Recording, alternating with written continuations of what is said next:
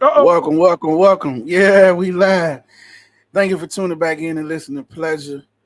I'm your host Rob Welcome, G with my welcome, main welcome. man, Mouthful Mikey.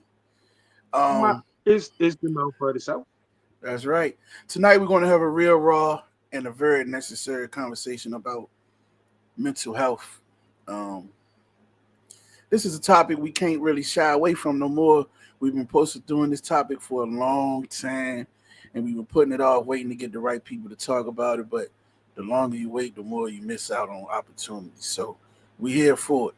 So let's drop all the stigmas. Let's end all the silence for those holding on, going through the silence. This is your time to talk and to be heard and share what you got. There's a no judgment zone, and it's all to make everybody better. And as they say, as the topic says, the title, let's talk about it. So we're gonna talk about mental health. Before I introduce the guest, what's going on, bro? I can't call it, man. Like this one for me. This one for Yeah, me. I'm kind of excited. Uh, yeah, uh, just during the course of asking questions and learning, like I'm gonna share some mental health, like my take on mental health, because it's kind of unconventional. Based off, I ain't go to school or none of that. It's just my mental health journey. So, yeah, but this one, I'm excited. I'm excited for because, um, for somebody who had to accept mental health, if that makes sense, right? yeah. Is like this one for me. Bet. So as before we dive into the conversation and we do all that, we're gonna introduce our guest. And as we introduce the guest, I want y'all to state your name and what personally drew you to mental health. You know what I mean? Your therapy advocacy, or like Mike say, you ain't got school in it, but what drew you to the mental health, or what made you want to be on the show? So I'm gonna bring you in, and it ain't no particular order as they can line up on the screen. So first of all, let me get my stuff set up. I'm all over the place. I almost clicked on the Oh wrong shit! Hold thing. on, hold on. Go ahead, say your thing. Hit the goddamn button. Hit the goddamn That's button. Like, that's share, right. and subscribe. You don't know what time it is. Tell your friends to tell their friends to tell their friends, man. We outside. We outside. Come So learn first, something with us. I'm gonna bring the lady to the show first. So y'all, please welcome to the stage, Minister Bakura. Welcome, welcome. Hey, Hey, brothers, how what's y'all going doing? on? All I right. can't talk Yeah, like holding you. on. That's right. You've been here long enough. You know you can go get your own Kool-Aid. Yeah. You go get your own Kool-Aid. You ain't gotta ask where the bathroom at. Like you around here all the time. Kool-Aid is You my around here mental all health drink. So tell the people, introduce yourself, tell the people your name and what drew you to Yeah. mental health or whatever. All right. Well, I am, of course, Bakira Shabazz. I'm the founder and president of the Injustice Reform Network. I am an abolitionist. I am a human rights activist, and all the things. What brought me to the mental health space was basically my own journey and denial in it. Very like I had a hit very young coming up, and it's kind of came from some unresolved issues dealing with my father, and it was unexpected. I didn't even realize I was going through a uh, uh like a manic episode, until my cousin was like, look, you need to go and look into getting some help or whatever. And even for me, it was like we don't do that. Like, I'm good, I got this. I'm just mad, I'm gonna be all right. Until I wasn't. And I went in, and even that experience trying to find the proper mental health therapist was traumatic as crap. And so it just kind of progressively got worse. And that's what got me here. And so it's a journey, so we'll talk about it more as we continue the show. All righty. Next up, in no order, y'all welcome to the stage. Brother Muhammad. Y'all welcome Brother Muhammad to the stage. welcome, welcome. Thank you very much. I'm sorry for the. I'm driving right now, So It's I'm all sorry good, that, brother. that y'all can't see me as I can see y'all guys. My name is Sahir Muhammad. I'm from Philly, born and raised. Moved here in Bird gang, 2018. bird gang. My man. And I have a master's degree in psychology. Uh, my focus is on younger and older Black men. I do group therapy with those two groups specifically because I think those are the ones that need the most mental health because of what we've been through. And what caused me to be here was, to be honest, I flunked out of biology and I took a psychology class, and that was the best thing that happened to me. I just kept on going. Hey, hey, however you get there, you get there. So next Exactly. to That's how I got there. the welcome to the stage. Next up, uh, Coach. Y'all welcome Coach to the stage. I ain't got my glasses on. I can't see. Y'all welcome Coach to the stage. So welcome, Hey, welcome. Welcome, welcome. What's going on, brother? I You think he on on mute? mute. I think you on mute. Let me find where you at. Let me turn. Oh All yeah, right, there here you I go. go. Y'all, I'm done. I'm done. First and foremost, I'd like to greet everybody with peace. I am originally from Chicago. Currently living in Indiana. I work in CVI, which is Community for Violence Intervention. I work with those who have directly been affected from trauma, by default, mental health issues as well. I am a life coach by certification and profession as well, and I am a imam, which is a Islamic preacher, for the lack of a better word, here in Indiana. And what brings me to this work, or bring me to this platform, um, wanting to really reach out and share my thoughts in regards to mental health, particularly in the African American community, but also within the American context as well. Okay, okay. And Welcome, last but not welcome. least, y'all welcome to the stage, my brother Kirby. Y'all welcome Kirby to the stage. Good people, good people. Hey, What's hey, hey. happening? What up, what up, what up, what up? Thanks for What's having going me, on? guys. All is well, all is well. So, I'm Kirby. I'm from downtown Newport News. Born and raised. Uh, I'm currently a graduate student. About to get my master's degree in social work, to practice therapy.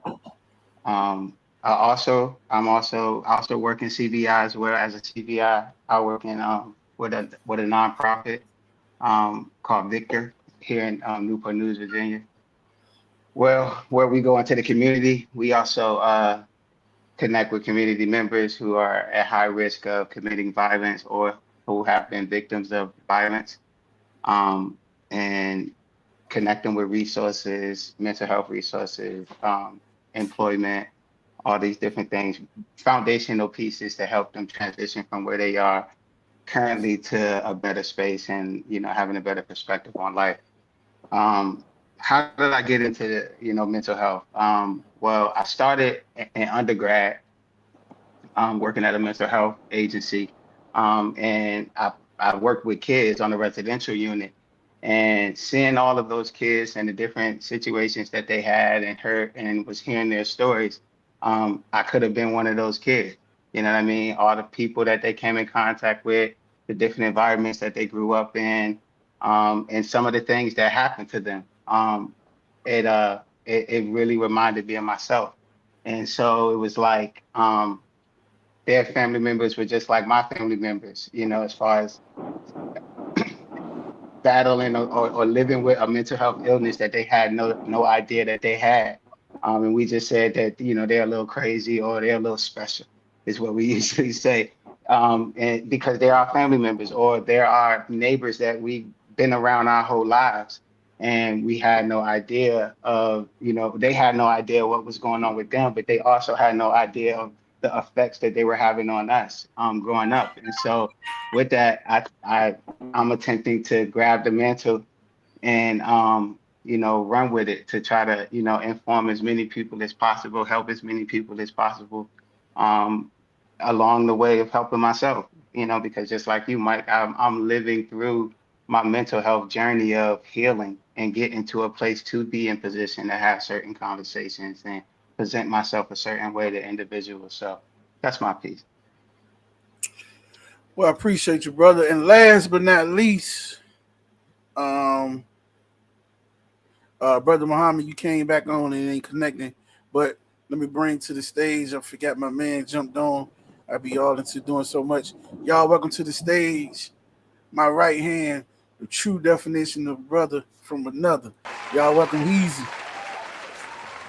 Yo, what's up, Yo, everybody? what's up, bro? What's How you? happening, Easy? Ain't that mental health. This is a big topic in our community. I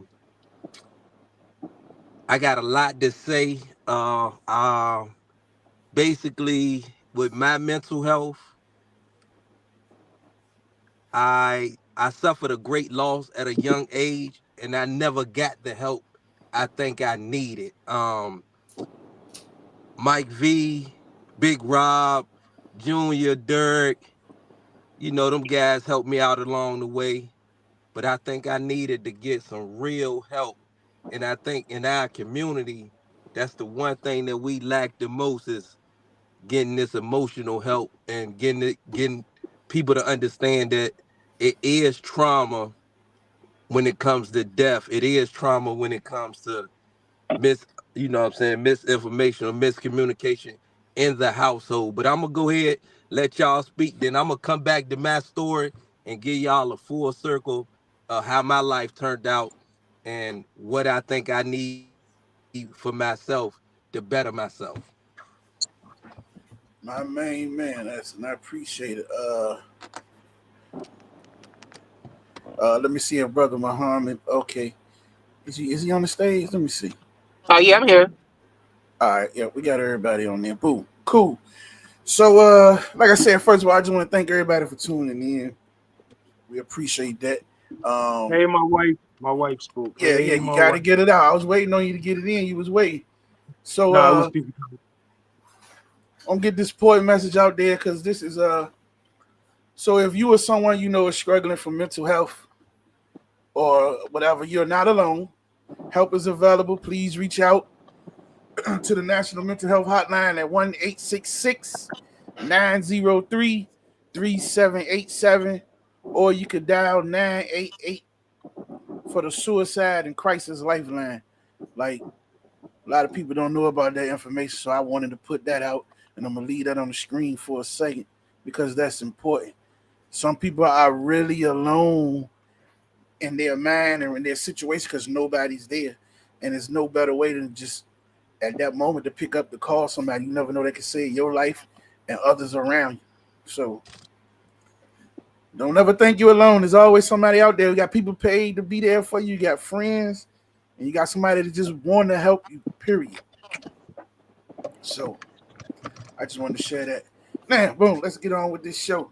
Uh, it's so much, like you said. So for everybody that's out there, I ain't gonna say the number of viewers we got.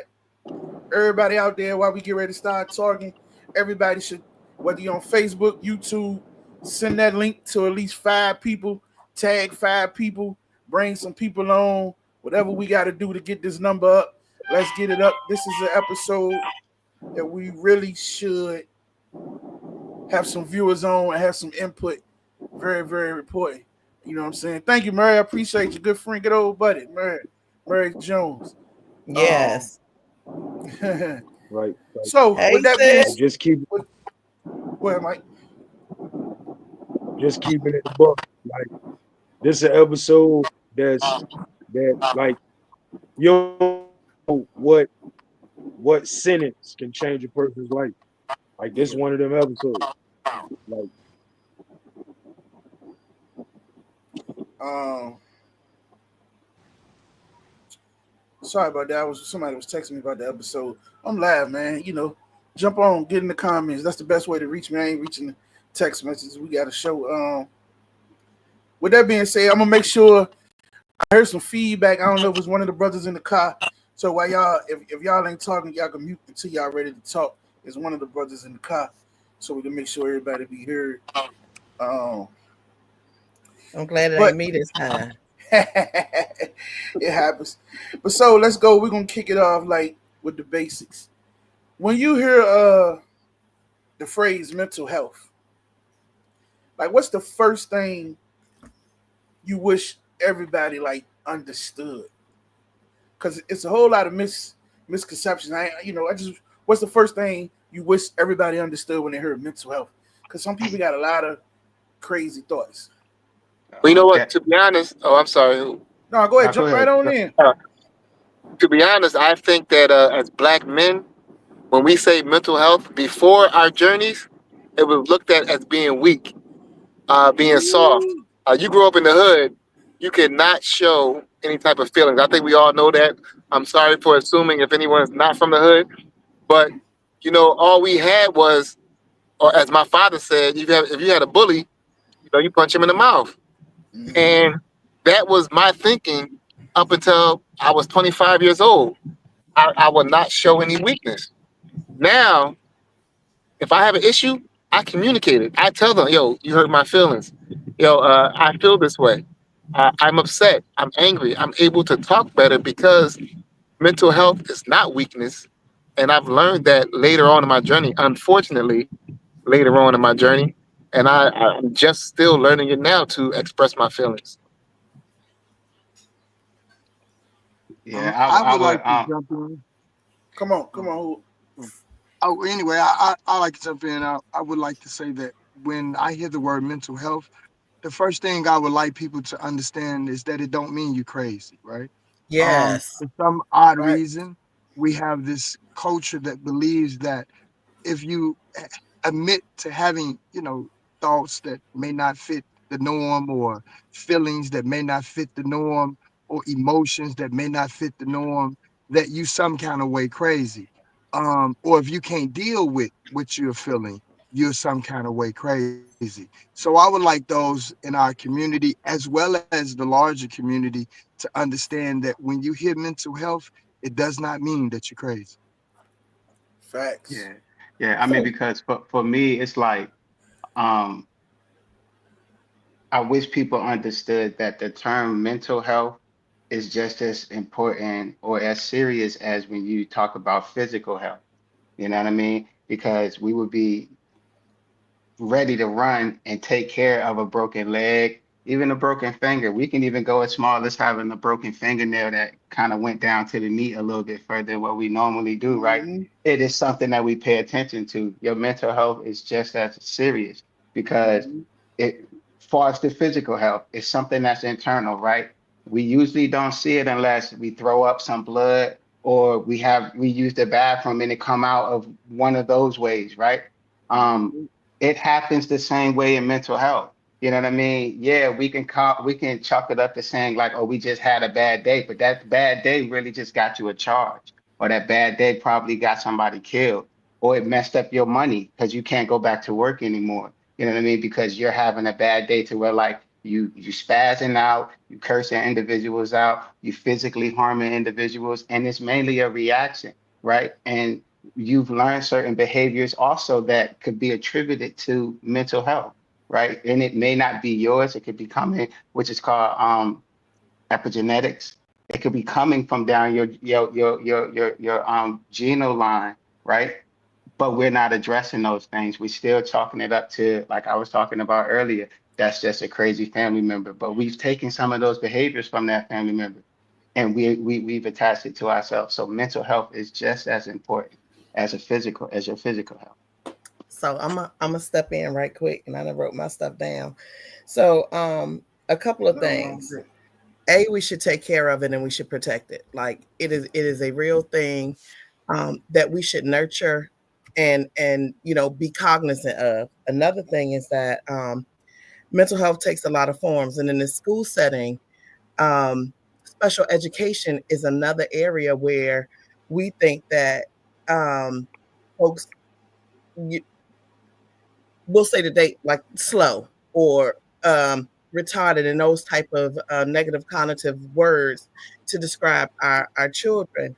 But there's a spectrum of mental health situations that are included in special education that folks wouldn't normally believe, that is included, like ADHD, um, neurodivergency, and anxiousness are all mental health issues where our children have certain protections that I don't think a lot of us know about, because our children they deserve to have a 504 plan that protect them in that space, because a lot is happening and they're still young and they are trying to figure out different ways to cope with a lot of new things. And so that's one of the other things. And that mental health is not just assigned to people. Like, our communities have a mental health, our workspaces have a mental health. So if we're in toxic communities, toxic workplaces, those type of things, that that environment is a mental health environment that is not conducive to positive mental health. And so it shows up in different spaces outside of the human body as well. Go ahead, Mike. I know you had something you want to say. Uh,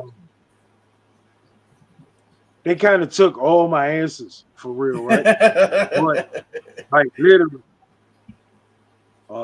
but it's another one, and I think I would like people to understand that it's complex. Like like from what we were raised to think mental health is, there's so many layers to mental health. It's not just like she said being uh the R word. I don't know if I'm supposed to use that. Y'all be trying to We ain't say I'm a supposed to big, use it. yeah, but We did away like with that. it ain't Man, it ain't it jeez. ain't it ain't Hold on it there. ain't just Hold on there, Robert. Why you say G? Sorry, Mikey. Why you say that? You ain't trying to kill it. Man, I'm trying I to, ain't but that joint hard to get up. Sometimes when what they just start acting the R word, it just fly right out, man. Sit what your, see what you know. what sidebar. Most of the times when I call somebody retarded, that ain't got nothing to do with mental health. Yeah, Yes. exactly. Yeah. Um, but like like mental health ain't all bad. Like every connotation we get from it is bad. Like it's some good stuff in your mental that go with your mental health as well. Like working out, release endorphins in your brain. That like, you feel what I'm saying? Like Yes. and I if like I wish we understood that when we was kids, because like if I'm just being honest, I come from a family, either you got a man up, but you ain't gonna talk to nobody. That's white people shit. Like that's white people shit to go talk to somebody and see what you feeling. We ain't got Mm-hmm. time for that. And I think a lot of us would be different humans had we addressed it earlier in life. I know for me, I didn't even address mine to my late middle 40s. Like you couldn't tell me nothing was wrong with me. And if I'm being honest, looking back, my mom was diagnosed, but for me, that was just an excuse for bad behavior. Like, like she used it as a reason to use bad behavior. So when it's like that in your immediate face, you kind of throw it off to the wayside. And I never even took the time to delve inside myself to see if I had issues. But luckily, I'm surrounded by like some great people, from my wife to I do CVI as well with Let Our Voices Empower. Adrian is like he younger than me, but he my mentor. Um, like my the people I'm closest with and talk to every day, like they kind of wouldn't let up on me on mental health. They kind of was like, "No, bro," and when they like knowing that it was coming from a place of love from these people, like I kind of started delving into myself and understood like, oh, it really is real. Like who I am was shaped by what I've been through, like point blank period. Like I'm mean because people were mean to me first, and the only way I could stop you from being mean to me was being mean first. So, Yeah. soon as you try me, I'm gonna try to put my hands on. Like Coping that's that mechanism. That's what it that is. that come from being bullied. Like Yeah. my relationship with women come from or how I treated women and how I view women came from my relationship with my mom. And I never like you always go, no, that ain't me. No, it absolutely is you. And if like you didn't come from a place where people just said I mean, you got to get over that, and people really made you understand that, like, going through your mental health journey ain't a bad thing. Uh, I think that's the thing I would want people to understand most. Like encourage people to go through their mental health journey and find their way, because you're not gonna find your way till you figure it out in your brain first. No doubt, no doubt. So listen, like it says, if you're watching on YouTube, you must subscribe in order to comment. That's the way it was set up Man, in if this you ain't hit the this live. button by now, man, keep trying. What you peeking at? Who What's you up, man? telling? Man, you're right. Most black men do need it. Most black men do need it. What's up, Bruce? I know you got a lot to say about mental health. Um, most, most, so but what most people, like honestly, most people need it though. Like even if facts? you think your life good, you still need a mental checkup, just like you need to check up on your body, man. Like, yeah. So like I said, the misconceptions. Cause this I posted this when we first said we was gonna do the episode. So what's like the most common or the most harmful misconception about the mental health that you still hear today? You know what I mean? I know some people spoke on some parts of it, but we're gonna break in. Let's get into that. Um, And because you I'm got gonna be something you real want to say, quick, Heezy? and only because No, I'm gonna be real go quick. ahead, go ahead, go ahead. Yeah, You I'm say you I'm gonna say be real you say quick. you're gonna be quick. You say you're gonna be quick. Yeah, Shit. no, no. This episode paying off already. Shit. Yeah, because it's already been said. The biggest misconception to me that's still being pumped is that, like, men don't need therapy, men don't need Ah, counseling, yeah. men don't need to address their mental health. Like it's a sign of weakness. Like that's, to me, like you hear it every single day. Man up when that man is crying out for help. Yeah, I think that Oh yeah, I'm done with that. um telling people that they got it. You got this. You don't need to, you know, seek any Mm, help is you is jumped to my is next Mhm. harmful, question. right? It's harmful to yourself because you'll sit there and you'll battle things alone. And one thing about the mind is that sometimes it operates on its own, so you don't know where it's going and where it's going to take you. So it's good to have an accountability partner that can help you channel things, help you to um, to be able to process things. Because the goal of a therapist is not to tell you things, it's to help you to dissect and to understand things and to go a little deeper so that you can come up with your own personal resolve. A lot of people think therapy is somebody telling you what you need to do and giving you this, this whatever prescription or whatever the case it is to be whole after that. And sometimes medication doesn't work because you also still have to do the work, and therapy alone, absent the work, is not gonna work. It's like a 12-step program. You got to work the steps. Okay, you got to do that. And so you know going to get that assistance and that help is important. And I also want to say about self-medication. So a while ago, for one, I'm peer recovery, and I have a couple of little certificates: first aid, mental health, adult, child, and person-centered thinking. Um, when it comes to self-medicating, to avoid or cope with whatever it is that you are going through, to be very careful self-medicating, because there's a lot of organizations that are saying that it is okay. And even in the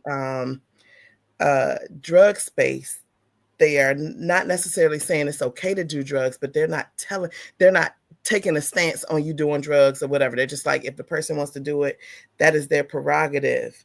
um and so just be very careful about what you engage in order to cope with things, because it can take you to a place that you may never be able to come back from. Absolutely.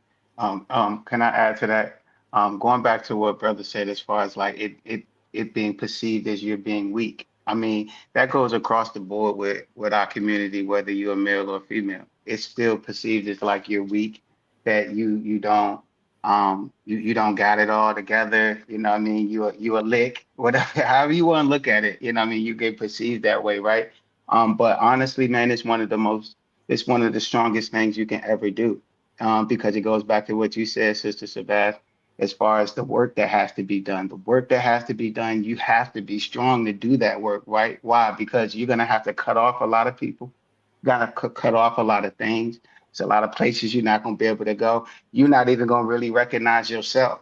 You know what I mean? So the first step is like you're doing right now, Michael, like you've been able to do is first battling yourself to acknowledge that, yo, this is a real thing. I really got some things going on and I really do need some help, right? Because you have to first start there before you can even start the work. Because sometimes if you don't hit that reality, you get into the work and you're going to still be questioning it, or you're still going to be counterproductive because you're going to still find value in the things that you were doing before. You know what I mean? So that work that needs to be done, all the things that happen, and then being able to accept this new life that you create, that is all strength, because you're going to still have to stay strong to keep those things that once served you a specific way, that you know that they don't serve you anymore. You can't include them back, whether it's people, places, or thing, but primarily people. You know what I mean? And it's usually the closest ones to you that knock you off your square, or this new healing that you come across, because your mind is there, your feelings is still wrapped up into it, your emotions is wrapped up into these people and these things and places that is difficult to pull away from. That is strength. You know what I mean? I have to exercise that every single day. It's still strength though.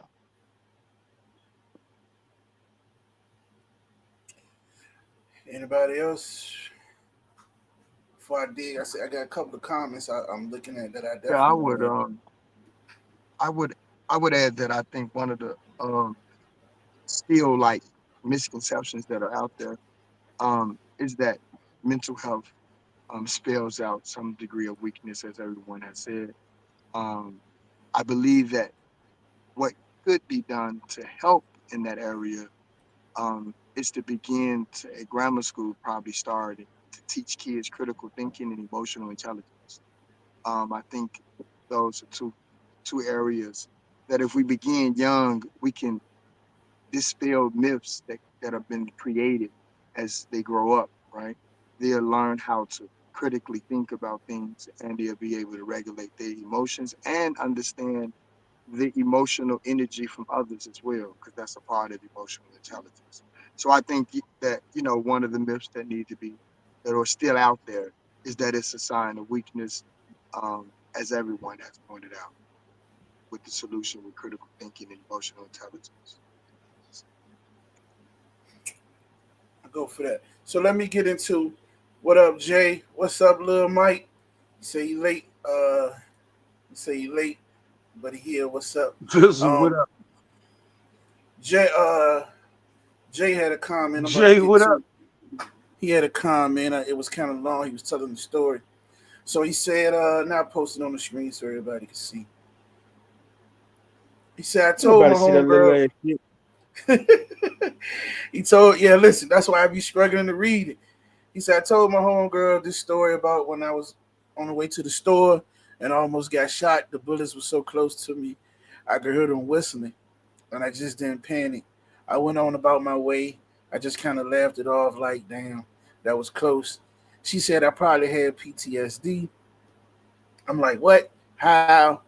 She said it would have been a very traumatic situation for most people, and you just act like it was a normal occurrence.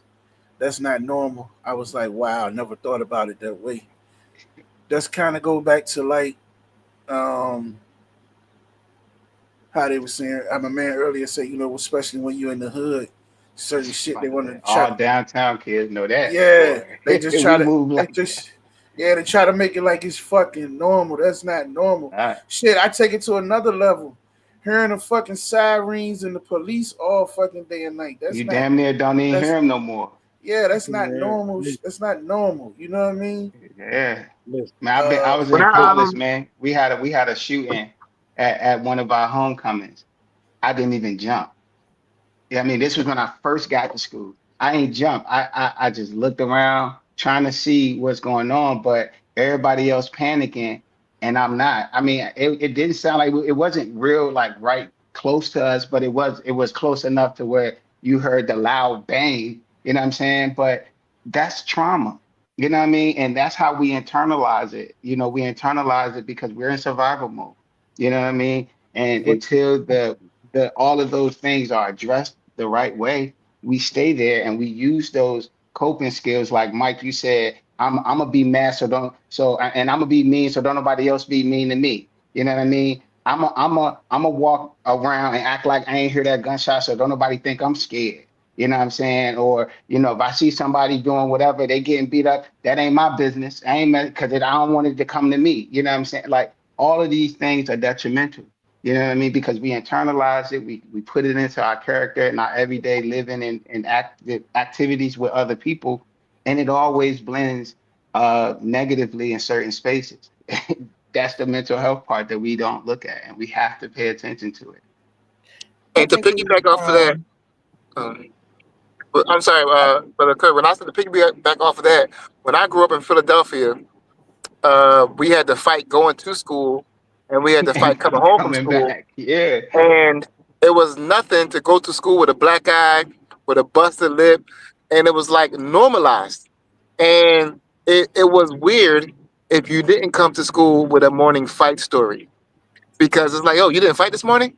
And then also, I would like to add that when I moved here from Philadelphia, I live in Midtown, I think. And it was so quiet because I was used to hearing sirens and ambulances and fire trucks that I couldn't even sleep. And I was nervous because it was so quiet. And that's how traumatized I was internally because I'm thinking too quiet means somebody about to get me or somebody about to set me up or something's about to go absolutely, down. yeah, yeah, yeah. Because like I used to work for the city of Newport News. I had a after school program at Doris Miller, and this was for the neighborhood kids that couldn't pay to come to the after school program. I would stay after to provide them time to play in the gym. And then 2 days out the week, I would feed them and we would have think tank sessions and we would just talk about stuff or whatever. So that gave me the opportunity to get to really know them personally, right? I mean, they're from my neighborhood. I grew up down there too. So I already know a lot of the things that was going on there or whatever, whatever. But and everybody know everybody for the most part downtown. And one of those kids got That's killed for on sure. Thursday. Yeah, one of those kids got killed on Wednesday. They was back in the gym. I mean, yeah, they was back in the gym on Thursday playing ball as if nothing even happened. Mind you, this the day we supposed to have a think tank session. So I started the think tank session early. I shut the gym down. We went upstairs. You know what I'm saying? Mind you, that kid was just in our group the week. I mean, that Tuesday. You know what I'm saying? And so I shut it down and I just had the conversation like, yo, what's up? Like, what is going on? Like, what are y'all feeling right now? Like, this ain't normal. We here right now. Ain't nobody in here. Y'all know the rules. The rules was what happens in here, stay in here, like Vegas. You know what I'm saying? But all my boys started crying. Why? Because I provided a space for them to do that. They not gonna do that on the front porch of Doris Mother. They ain't even gonna do it on their front porch at the crib. You know what I'm saying? Why? Because it shows that misconception of weakness. It shows that misconception of you ain't solid, whatever, whatever. And you still got to be on the lookout because it could be you next type of thing. That's wild work. Mind you, these is from the age of 13 to 18 years old. You know what I mean? These group of kids that I had, you know what I mean? And they're living this every single day. They're having to navigate this every single day, internalize it a specific way. And later on is when it's going to come out. Later on is when it's going to affect them, like it always do. The emotional intelligence that we speak about, the critical thinking skills, the ability to just be in a quiet space and be comfortable. You know what I mean? All of those things get affected by that. And it's trauma. It is a form of PTSD. Depending on how you operate in your life, it could be categorized as that once you get your proper diagnosis. But these are all things that normal people that we say is normal, we deal with every day. They're walking around with these things. We but still work with them. Let me read this but real see, quick. Oh, go ahead, because I wanted to go to some. Go ahead, see, Mike. for me, I think one of the other misconceptions is like growing up how we grew up. like we talk about the gunshots and then we label or we say PTSD. But we don't talk about the other stuff that we go through that give us PTSD. Like your mommy and your daddy fighting all day, every day, and you can't get no peace. Or trying to do your homework and the prostitute doing prostitute work out your back window. Like it's way deeper than that. Like we live through stuff that's not necessarily normal or like shouldn't be considered normal, that like it's just our regular life.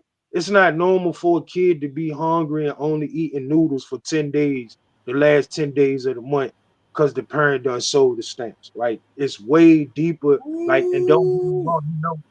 wrong, I'm not lessening the fact that we grew up hearing gunshots so much that we feel like we grew up in an OK Corral or something, because we really don't flinch. Like we really don't. Like it don't mean nothing to us by the time we 17, 18. Like, man, that's regular stuff. But By we the time go you through 12. so much. Like it's an older sibling or uncle who can't get his life right living with you, that bully everybody in the house and be touching on people. Like we go through way more than we, because we always told to keep our business in the house. So like we just have to Mm, deal with what we have to deal with. Like, mm.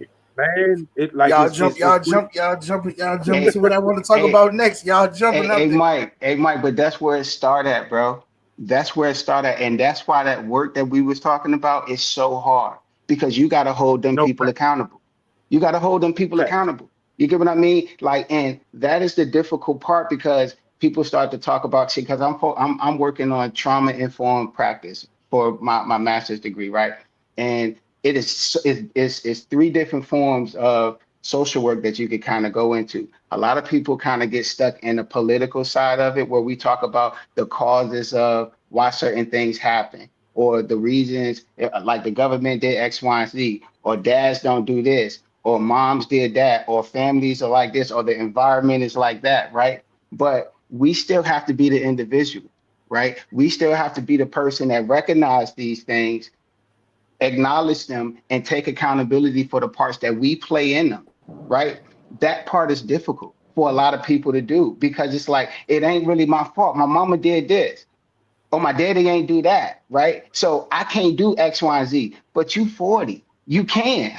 Like you work, you pay your own, you make your own money, you pay your own bills. You know what I mean? You can choose the places that you live. You can take out the things that you know didn't serve you well because you would never want your kid to grow up the way that you grew up. You shouldn't want to still grow up the way that you was growing up. You know what I mean? It takes you as the individual taking accountability and really wanting to fight these things, really wanting to change them and have a better life for yourself and your children. I want to add this assumed expectation that um life is supposed to, if you do all of these things, that life is great, it should be great, that you're entitled to some type of miraculous life, that because I hear a lot of times, especially with children, when we start talking about this mental health stuff, and they start to bash parents, and you shouldn't have had to watch your brother, you shouldn't have had to wash dishes, you should have been able to keep your door closed or have privacy and all of this stuff. And then it creates in these children's mind this adversarial place for children to start attacking their parents, because this perceived notion of what kind of life they supposed to have versus the reality of what life really is. Okay. And Amen. so, and I don't care how much therapy you get or medication you get, life is still going to do what life does. You know what I'm saying? This mental health thing does not negate things that's going to happen to you regardless. I don't care. Just like prayer, you can pray all day.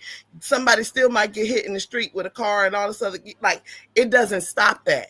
And so what we need to do is really start talking about this in a realistic way so that folks don't have this misconception about what this thing is, does, and what it's supposed to look like, versus just this is a way to help you to be able to process Mm, reality, not what should be, but what is. yes, All yeah, right. Hey, yeah. Rob, can I Because your mental health journey is your journey. A But can I? good therapist gonna help you understand that the people that affected you in a negative way, they had their own situations going on, right? It's not your job to pick up their situation and make it yours now. You got to let those things go. That's what your journey's supposed to look like. If you got a good therapist, they're guiding you down that path of self-sufficiency. It's the Come on, Mike. ultimate word. You Come know what on, I'm Mike. So saying? we can move on. So we can move on. Because I wanna go with what Quick, Kara quick, man. just said. Quick. Uh, I One of the misconceptions is in mental health is that happiness is a right, and it's not. It's a luxury. It's a luxury. Like you can do everything right and still never find happiness. Happiness is a luxury. Like people, you hear so many people say, "I just want everybody to be happy, and everybody should just do what make them happy." No, you're supposed to do what you're supposed to do first. Happiness, happiness is not a right, it's a luxury, yo. And like I think the world be selling that wolf ticket. Like the world be telling people, like, just go be happy. So people don't go to, I don't feel like going to work, I ain't going. And then you wonder why you stressing about your bills, because you do that to you. Like you do that to you. And I think a Yeah. lot of people, like, my bad, I ain't mean to go off on the tangent, but Nah, yeah. you good, man. And listen, what you said was very important. I just want to move on to some of these top. I want to get some of these. You know, I love my viewers, so I'm gonna get Yeah, some of we these. got people talking. Yeah, there's a lot of them. So I'm gonna drop this on here. We got wife. Your wifey said people minimize what people have gone through, saying things such as there are people who had it worse. No one can tell you how to feel about a situation in your life and getting help to deal with those things. That's very true. Um, Beauty, beauty People is in the always eye of trying the to downplay somebody else for what they I don't think that's downplaying. I think that's a reality. So like my children, Ooh, I they caught a cramp. Sorry. Dang, they let me mute my mic. you know Yeah.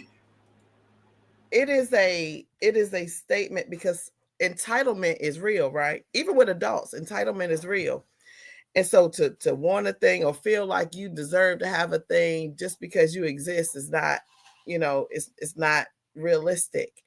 And to just because today you gotta have, I don't know, chicken. You don't want chicken. And I say it's children that ain't eating tonight. And that's real. They need to understand that they're privileged.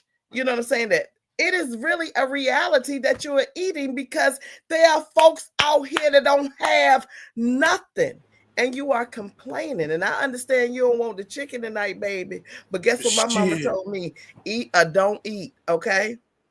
And so Facts. what we did was with that, we didn't like to eat or don't eat. We didn't appreciate that. So now we gave our children a buffet and a myriad of choices that and now what we got in the children, we like, where's this coming? We did that because we didn't understand the benefits of what our parents was really telling us. We wanted to see it as something else when they was trying to really give us the game that once you leave up out this house, all this other good stuff that you ain't realizing is good right now, baby, you gonna wish you could roll back. D say that's how him and Junior met Mike. Let me catch up on some of these comments. Deshaun said, I'm not comfortable if I don't hear police. Wifey came back with some other thing. Somebody else just commenting again. I'm gonna catch up, y'all. Here you go. I'm gonna run through them like as they say, like another misconception is Mm-hmm. PTSD is only limited to war and military. PTSD Yes. can occur after any traumatic experience. Very Right. factual. Yeah, that's true. Kirby Deshaun say what up? It's Joy. Uh Peace. So look, that's because that's Mike. he That's read Mike's that son. You one. know that, right, Kirby? Nah, for real. Yeah, yeah. Yeah, Let me that's let me Mike's say son. that because in the comments he also said that you tried to look out for him at the gym, and I'm forever grateful for that. For anybody trying Absolutely. to Oh, see, I ain't even not get to just that. I ain't home even but get that part Absolutely. yet. All right, yeah, let's see. absolutely. Absolutely. Like Jay, you need to get on the show writing these paragraphs, man. You know my ass yeah, can read all this stuff. I JB always selling look wolf ticket.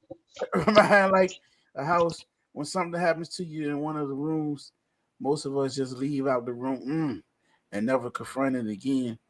We go into another room and another, and the process repeats itself. Now these rooms have No, the work. fungus and mold and all types of S growing around in them. So when something happens that triggers you and you have to enter one of them other rooms again, hey man, that's right. The That's worst why it's defense, clean. Go ahead, Mike. the I had first, to the, learn. wor- the worst mental defense mechanism black people have is we just walk away from shit. Like we'll Yeah, just not, we'll act like this shit ain't happened. We'll walk right away from it. We'll try our best not to address it like it's never gonna come up again in life. We hope it's literally gonna disappear. That is our best defense. Like it And is be our mad at the worst. one who addressed it. It is yeah. the But worst defense mechanism because like some white people at Harvard did a study or one of them Ivy League schools, and it changed my life because they said 75% of the stuff that you stress about happening in your life never happened to you. That is crazy. With all the stuff mhm. that stress brings to your body, and then somebody smarter than me, at least they say they smarter than me, say 75% of the stuff you stress about never happened to you. That is crazy. I do everything I can not to stress about nothing. Cause Like that's called literally. epigenetics. That's called epigenetics, bro. And that's what that is you're experiencing things that your great grandmother experienced, and they pass down behaviors to you. You know what I mean? And that's why, like, no offense, I'm giving you a little bit of smoke today, minister. But that's why I don't agree with what you're saying because it minimizes a person's experience. You know what I mean? Like we don't know the magnitude of what a person is feeling based on the pain that they're now expressing. You know what I'm saying? And so we hear that a lot. And I'm not minimizing what you're saying as far as when like what you're saying, but when it's being delivered is what's most important for a person that's going through a mental health situation or scare or crises or whatever, that minimizes their So their those are two their different their situations, situation. Kirby. Those are two that you said a mental health crises, which was not what I was talking about. They just didn't want the chicken, and so we're gonna make it a mental health situation. We talking about two different situations in that aspect. No, I was referring to the comment that Mike White has said as far as about PT, I mean about mental health and how people I Minimize say it. know certain what you was things. referring to, but you Yeah. said you disagreed and you went to saying that in a mental health crisis. But what I was talking about was not somebody that was in a mental health crisis. They just didn't want what it was that they were being fed that night. And so now, because they have been privy to the gaslighting and the manipulation that can be used concerning mental health, now they feel like they're going to use that against their parents, and that's an abusive situation, or now it's all these other things, because I also work on the Mm. CPS side of work. So it's two different things. Well, I get I, that piece too, I but would like to say, what's being said from because I work with adolescents. That's my special. That's my focus. What's being said isn't all like false stuff, and it should be I never listened said it to. was. No, no, no, no. I'm not saying that you said anything. I'm just saying like it should be listened to when we talking about certain things, especially with children. Like a lot of children, like elderly and children are the most vulnerable populations. Yes, they are. You know what I mean? Why? With children, with both populations, their word after a time, especially with the elderly, but for a time for youth, it has really no value and it holds no weight for real because the adults who are the adult figures, right? They are presenting things that they have to do. But these kids are getting exposed to different ways of living, different understandings about ways of thinking, right? That counteract their parents, right? And so when we say like, oh, were they just being disrespectful? Not really. They're speaking their truth based on what they see on a regular basis. So when we say, We got well, to you could start have had shortening it such up and some such, too, man. Because coach and the other people got something to say. Just I kind got of you. shorten it up some of our So answers. so right. so so what coach, I I mean, just, what when that happens, it's like they're no longer being heard. Their issues or their problems get minimized or pushed to the side when it's like it could be worse. But it's worse right now. This is worse to me. And this is worse based on my understanding of And so when they go to individuals work, outside of when they my go to work situation. and tell their boss that, what you think gonna happen? Let me say something, please. I agree with Brother Kirby because um, we have to understand what Brother Mike said, that our parents, we have to normalize and understand that our parents weren't really good parents, and they Hold. contributed. Before you finish that, say that part again. Say that about the parents. Say that part one more time. No, I was going to say that our parents contributed to our mental health because of their behaviors and their previous traumas, and we're really the first generation that's able to say, "Yo, listen, that's wrong," or "I'm upset," or "I'm angry." Just like Brother Kirby said, "I don't want the chicken." Okay, I'm not going to say, "Well, people in Africa they don't have chicken, so therefore you better eat that chicken." I'm going to say, well, son, if you don't eat the chicken, what else is there that would you like to eat? What else can I make you? Let's make it together. Let's communicate our feelings because that shows communication and that shows how I'm listening to him and he listens to me. If he, well, Dad, there's nothing else to eat. Well, son, I'm sorry, but right now you have to eat that. You have to eat that chicken because there's nothing else to eat. Maybe next time you can do this and that, or let's figure it out together. And that normalizes communication versus shut up and eat the food. That was my parents saying. And we have to normalize that, yo, something's wrong with that. I don't want to shut up and eat the food because now you're not giving me a field to be able to communicate my feelings. So when somebody tells me to shut up and do it, I'm listening because I don't know how to communicate my feelings now. I say I'm gonna say this. So in the middle of that, you can communicate and say whatever, but the chicken is what you're gonna eat or you don't eat. It ain't gonna be Well, like that's in some differences. Yeah, that's the situations. difference in how we Some say it. That's how different how we see it, yeah. though. So in some situations, I dig what both of you saying. It's I don't want to No, take a whole oh, lot of time on that. So what about this real quick? So because I know you're trying to move on, but what if we've eaten chicken 3 days in a row? You know what I mean? And What if and, that's and all like y'all you got talked to eat, about. Well, and I that's why get you that. eating the chicken three I days in a row? I get that. But as the parent, now we're looking at, okay, I'm not just gonna buy chicken. I'm gonna buy more than one thing with what I have to spend because I see that it's no longer feeding my kids. It's no I'd rather longer us use moving real over life there now. situations. These Not are real life nobody situations. buying just As a chicken. parent, I make these decisions every day. I know that my son really only want to eat chicken nuggets and French fries every single day.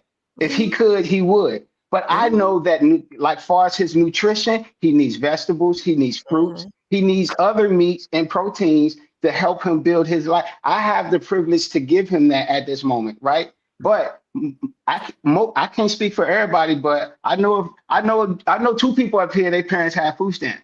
You know what I'm saying? And some of those decisions that was made with those said stamps were affecting us as children because we couldn't have the variety. So I don't eat oodles and noodles right now to this day because I used to eat oodles and noodles every day from the 15th to the 31st or the first when we got stamps again. It affects your children's decision making later on.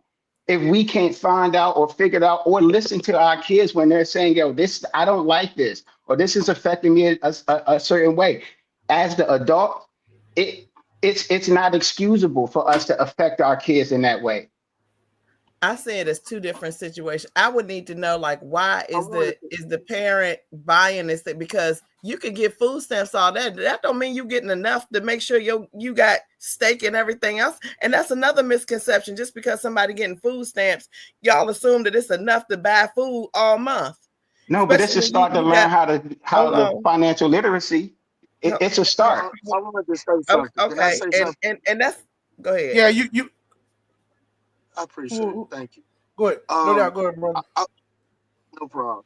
I wanted to say that in reference to, the variety and the parents that actually speak to their children in such a way, typically, let's just, put it all out there.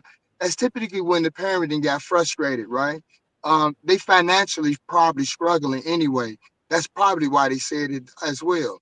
And this ain't the right way to say it, and it ain't appropriate. It does affect the child, but we got to look at the situation that the parent going through and what are we doing as a community to truly help. And food stamps ain't it, right? Food stamps ain't it. The reality is that we all struggling. Even if you privileged to be able to go and get that variety of food and whatever they like, kind of thing, you definitely one of the few, right? You're not the majority, right? You are the minority. And with that being understood, these are real life situations that people are faced with, and it creates trauma, right? Poverty is a key connection to trauma. right? I mean, to poverty is a key connection to trauma. So with that being understood, we have to be able to address the totality of the problem. If you Yes. only try to address one, you just gonna always feel, right? Because if we address your feelings matter, yeah, but the reality matter, right? The reality matter. So if I make Mhm. your feelings so valid to the point where the reality seems to lose value, then by default, you don't get nothing that's successful for yourself, right? It ain't really gonna help you. Yeah, you might feel important now because now I done validated your feelings. But that's a different feeling from feeling like your feelings ain't being validated. So it's a different mindset, it's a different state. But it don't mean it's the right state, right? It don't mean it's the right state of mind, it's the right state of being. The reality needs to be what it is. The brother pointed out a very key reality, which was a statistical study given, which 75% of what you worry about never happened. That's something really big to actually share, right? That's something big to share because when people talking about how they feel and what they're going through, they need to understand how to regulate what they feeling, how to critically analyze it, so they be able to come to the real conclusion. If I tell you that you're a victim when you don't go to work, right? You say you're a victim because you didn't go to work. So I tell you you're a victim because that's how you feel. But that's a lie though, right? Yes. That's a lie. That ain't you ain't really a victim. But yet you feel like that. So validating feelings is definitely important, but being honest is more important than anything. And that's Woo. what I love to share. Come Oh, on. oh, okay. So with Gosh that, almighty. like, like, like I agree. Like I kind of agree with what everybody's saying because beauty is in the eye of the beholder. Even as my mama, you can't tell me how bad this situation is because I'm the one going through it. Like, yeah, you can point out that it's people who don't have no food, but that don't mean I don't feel like I'm losing my mind because I gotta eat this chicken. But years later, I'll understand why. But in this moment right now, I ain't gonna understand why I gotta eat that Right. chicken. So, Right. like everybody has valid points.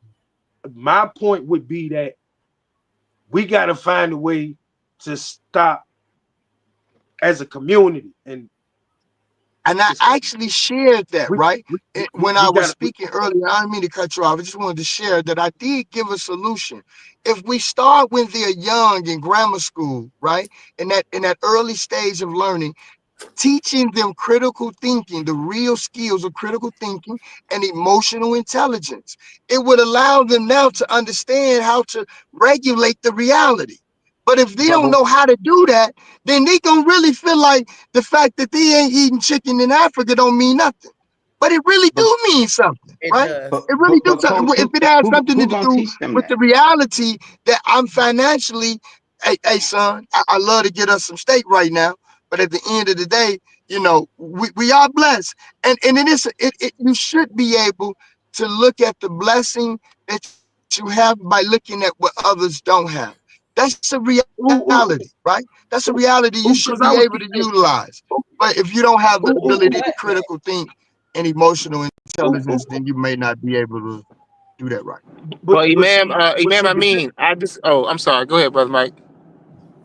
real quick, but what you saying, like if it's see, I hate this how you say it culture too, but I'm I'm a gonna put dude us on a who loves 2 minute to clock talk, with this topic here, so we can move on. So and don't I'm a don't dude. hog it. Don't hog it. My bad. I love to talk. Like it's a way you can convey that to your kid to make them understand it without making them seem that what they feel ain't valid by the same token too. You can literally say like the same way you just said to me, man, we don't have nothing else to eat. Like you have to eat I that or you agree. won't eat nothing. You feel what I'm saying? You have to eat that or you don't eat nothing. But Mike, You you see how know we simple don't that hear it like that. You know we don't hear it like I, that. I The absolutely agree and with the you. Let me emotion, the let me emotional let me intelligence make that you're that speaking clear. about. Go a Well, ahead, kid can I say go or ahead. something real you quick? eat. I want to say. I was trying to get something in real quick. Like he said, he got 2 minutes. Comparative psychology does not work with children because they cannot assess They can't bad rationalize. and good if they've never seen what bad looks like. So we can't say kids in Africa aren't eating certain things and think that that's going to work for them, because it's not, because they can't compare. Children, as we know in psychology, are very selfish, and they're self-centered, and that's psychology. Psychology 101 would tell you children are self-centered, so they won't understand comparative So y'all psychology. so your answer is to coddle that? No, but It's not it about, is to it's not show about it is to answering. show the I don't emotional think you're, intelligence that they supposed to take. And most of the time, our parents don't even got that. We and you can't can't teach, expect certain. you can't teach Yeah, we emotional, yeah. You can't teach emotional psychology. You can't teach nah. emotional It's intelligence. You mimic. just can't do It's it. mimic. That's through maturity. That's all I had to No, say. Well, we can hear me out. we Hear can me out. teach Hear them. me out. Hear We me can out. teach Hear them. me out. Now If let me say our something. parents Let were me say bad something. and Hold on, we hold on, did the Let everybody. me opposite, share. are we also But I, bad parents? Let me say but I this want right. to share some We, a No, like the brother reality said. about no. what they Actually, saying. The brother said we can teach them how to communicate and understand and know about their feelings. You have a right to your feelings, but your feelings don't make you right. You know what I'm saying? We got to start teaching, like he said. You start teaching certain shit early. Don't a child can learn whatever we present to them at a young age. They don't know because we don't tell them. Just like they say these computers are so fucking smart. They only know what you feed it. If you don't feed it, it Yeah. don't know. It's the same with your child. They are a sponge at a certain age. Why you think these kids in China and everywhere else, they know 6, 7 different languages and all that? Because they are feeding them that. America are making us weak, lazy, and dependent on the fucking White system. psychology, and all we do is go to school and learn that and take on that. We don't bring anything to it. Like, get rid of the look. Didn't Flavor Flav tell us don't believe the hype? Why we believe it? What y'all well, doing is y'all comparing learning to emotional intelligence. You can't do that. If it's someone not. knows 8 languages versus someone knows how to communicate their feelings through maturity, those are two different things. So you cannot They've compare been It's taught those. to deal levels with them, though. all of them. It's No, you levels cannot. to Levels. emotional Yo, intelligence though. you cannot teach. You If cannot you teach how so someone. so when You they can. go Let me in front finish. of that Let me. judge and they Can I do that finish? communicating that Hold up. feeling, Can I finish? I'm saying that you cannot teach communication through emotions. That's what you cannot do. You can teach 1+1 is 2. You can't teach the I feel statements. You have to learn through experience that. So yes, you can Experience say that. 1+1 is 2, and then 2+2 is 4. That's easy to learn. You can't easily learn I feel this way. I feel that way. Those are two different things. So, One is so, so how No, do no, you psychology. no. do it But I listen then? though. disagree. So how Let do me you say do so, it this. Let then? me say hold this. on, hold on. Let me say this. I would love to share a little bit with you. There have already been put together modules and courses for young people, right? For our young in our grammar school level to teach them emotional intelligence and critical thinking. They've already put it together. You Now, no is again. You it gonna be cannot on do the that. same? You Hear me can't out. do Let that. me finish. Let me finish. Let me Okay. finish. It would it be on the same level if it was a class for all of us? No, it will not be, right? It would not be on the same level. It'd be on the level of the child, definitely. And one thing that we do know, and this is not a theory, this is facts. As the brother pointed out, a child will learn what you teach them. And that's the truth, son. That's the truth. A Whether the Here, white child No, will here. man learn taught you what you're that you not in teach school them. listening. or No, not. you're not I Hold don't listening. on, know You're hold if on, not these hold on. listening. people I'm taught gonna you mute. that I'm in gonna mute school or everybody. not. I'm gonna mute everybody because we're gonna wrap it up. If we, I'm just saying this. This is my opinion. I'm gonna end it on that so we can go on to something else. I'm gonna say on listen to pleasure. I'm gonna say this is my opinion. I'm not saying I'm right. I'm saying this is my opinion. A child can learn what you teach it. As adults, we have to stop putting our fucking limits and boxing that child in. Because everybody always saying this can't happen, and then when that child does it or have been taught, and then they whole community know it, oh, they different. Nah, they've been taught it. If you take the time and work with it, you know what I'm saying? That's my opinion. That's what I believe. I see you, Mike. I want to have a conversation more, but I want to, we want to jump to other things. So with that being said, we're gonna end that way because we'll be on Woo. all day. Yeah, we Yeah, might have to come back to. because I I think just I don't agree want with y'all him. kids going in front of no judge or no Yeah, police because it's a it is great not going to be a conversation, good man. I situation. Yeah, definitely no enjoyed it. doubt. Listen, I love all the because me, I love when people have different opinions, different views, because it make you think. You know what I'm saying? That's what the whole purpose is about. So now you need to, if you really listening, you want to listen. Damn, why they think that? Or can that be true? Oh, I ain't think of that way. So it should spark your interest. You know what I'm saying? A quick Right. question to the psychology people. Come on, he's When y'all when y'all say like what y'all just said, right? Do y'all compare that or like the Western style to the Eastern style, like Asia and all these other? Do they coexist together? Is what y'all saying for our children in the United States and like other May, children? Do may that I stuff speak? Well, coexist? you have to understand this, right? That it is with like my understanding is through my education, right? I was an Mhm. educator, and then also Islam has a component of psychology as well, but we Yes. can't compare Eastern thought and Western thought and all those type of thinking because we weren't taught that way. But we weren't taught like that. We were taught from the psychology that I've been studying for 20, 25 years. So I can't answer that question as well Eastern psychology or well Northern psychology or Canadian psychology. No one, we're not taught that because we're not in that system. And then also you have to be in that cultural roles and understanding. Right, So and that's So a fact. we have to understand so all of this is our opinion. We cannot Yeah, say okay. who's right or who's wrong, but my opinion is based on my experiences through what I've learned. So everybody here is basing their off of their experiences of how they learned, but we have to understand how actually did we learn. And is our yeah. opinions going to affect people that might take us as, you know what, that sounds true. And it might not be true. It's only based on an opinion. Right. And the same for me. Yes, I was formally educated in school, but I was also formally educated downtown Newport News, Virginia. And I'm speaking Mhm. about the society and the individuals that I'm still in contact with today. Family members, friends, relatives, whatever you want to call it, right? I'm comparing the two. I work with our community right now, and a lot of the things that we're talking about, a lot of the issues that we're talking about, I fight them every single day at the high school and in the community working with the nonprofit and soon to be in the public in a practice space as a therapist, right?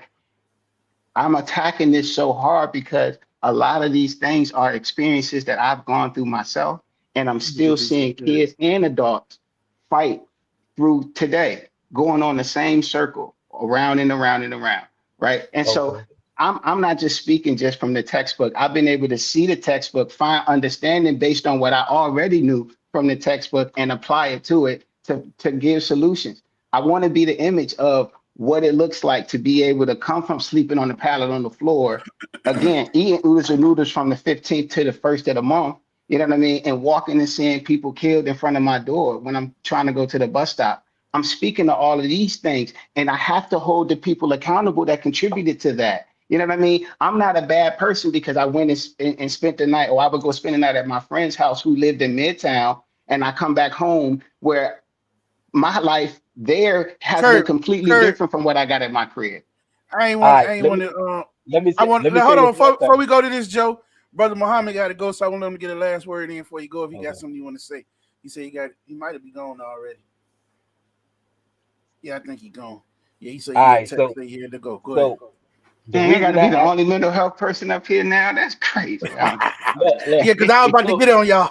I'm just picking. no, so the reason I asked that because I was thinking about Malcolm X and how he, when he was up in the States, he thought the Muslims only was one way. And then when he went to the Middle East, he seen it was white, Asian, and he seen all types. So that's why I asked that question Yeah. about the Eastern and the Western. Because if That's y'all not study true. that hard, I think y'all should broaden y'all spectrum and go at least, 3 to 6 months and what I'm saying, see how they really do it over there and bring some of that I'm gonna back over here. Well, I'm gonna say. those are Let me two say separate this. Let me Let me say. let me societies, let though. me let me say Let me. something because he said something that was directly relevant for me. One, Malcolm X actually knew about white Muslims before going to Mecca. That's the truth, right? The biography Okay, tells you that. So it's just it was that moment he chose to really feel it and experience it, but he had okay, already knew. But Yeah. second, in reference to bringing some of that wisdom and knowledge into the circle, honestly, I really am speaking from that knowledge. I'm using the language that is common to people, such as emotional intelligence and critical thinking. But you find these qualities in the scriptures of, honestly, any scripture. Well, let me say monotheism. at least. Maybe the Bible and the Quran, right? But you definitely find that frame of thinking, or encouragement, right? Especially throughout the Quran, it's filled with questions. Oh, you who, it's asking you questions, so it's causing you to critically think, right? And it's also challenging you on things you may feel that are right or are wrong in reference to family, social, the list goes on. So I'm really speaking from that, and so I would love to converse with you on another level when we, maybe offline this show. I was Yeah. gonna say this, and then I'm gonna go to the some comments, right? And I'm gonna tie this into it, just like y'all said. Y'all brought up, as we call it on here, the books, the Quran, the Bible, and everything. Just like y'all, Kirby, you saying that's what y'all was taught. You and the other brother, this is what y'all was taught. This is what y'all was known. This is what y'all know. But what if in this place they was taught different, and they saying you can do this? My thing is y'all saying you can't do this, you can't do this. Now this is just a theory. Just put this out there. What if what you was taught was wrong? You know what I'm saying? Then what? Because the whole time you believing what you was taught was right, but these over here teaching something different, and they can do it, and they showing it can be done, but you still saying it can't. You know what I'm saying? Because it's a scientific method, bro. These are all experiments. You get one situation, you apply it to another, you put the ingredients into it to see if you're going to get the same result.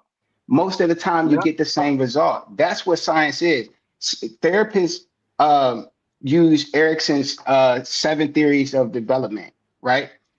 You have the assessment with the person. When you're talking to them, you're going through those 7 stages to see which stage was affected and what stage this person didn't have based on what they say. You ain't making it up. You're using what the person says to you, right? And you put their plan together of action of how this therapy is But going you to can't go put down. that on And everybody though. no, Let you me you say, let me can, say because this too. everybody has 7 stages of development. This I is want everybody. There to is no one that's excluded from that, yo.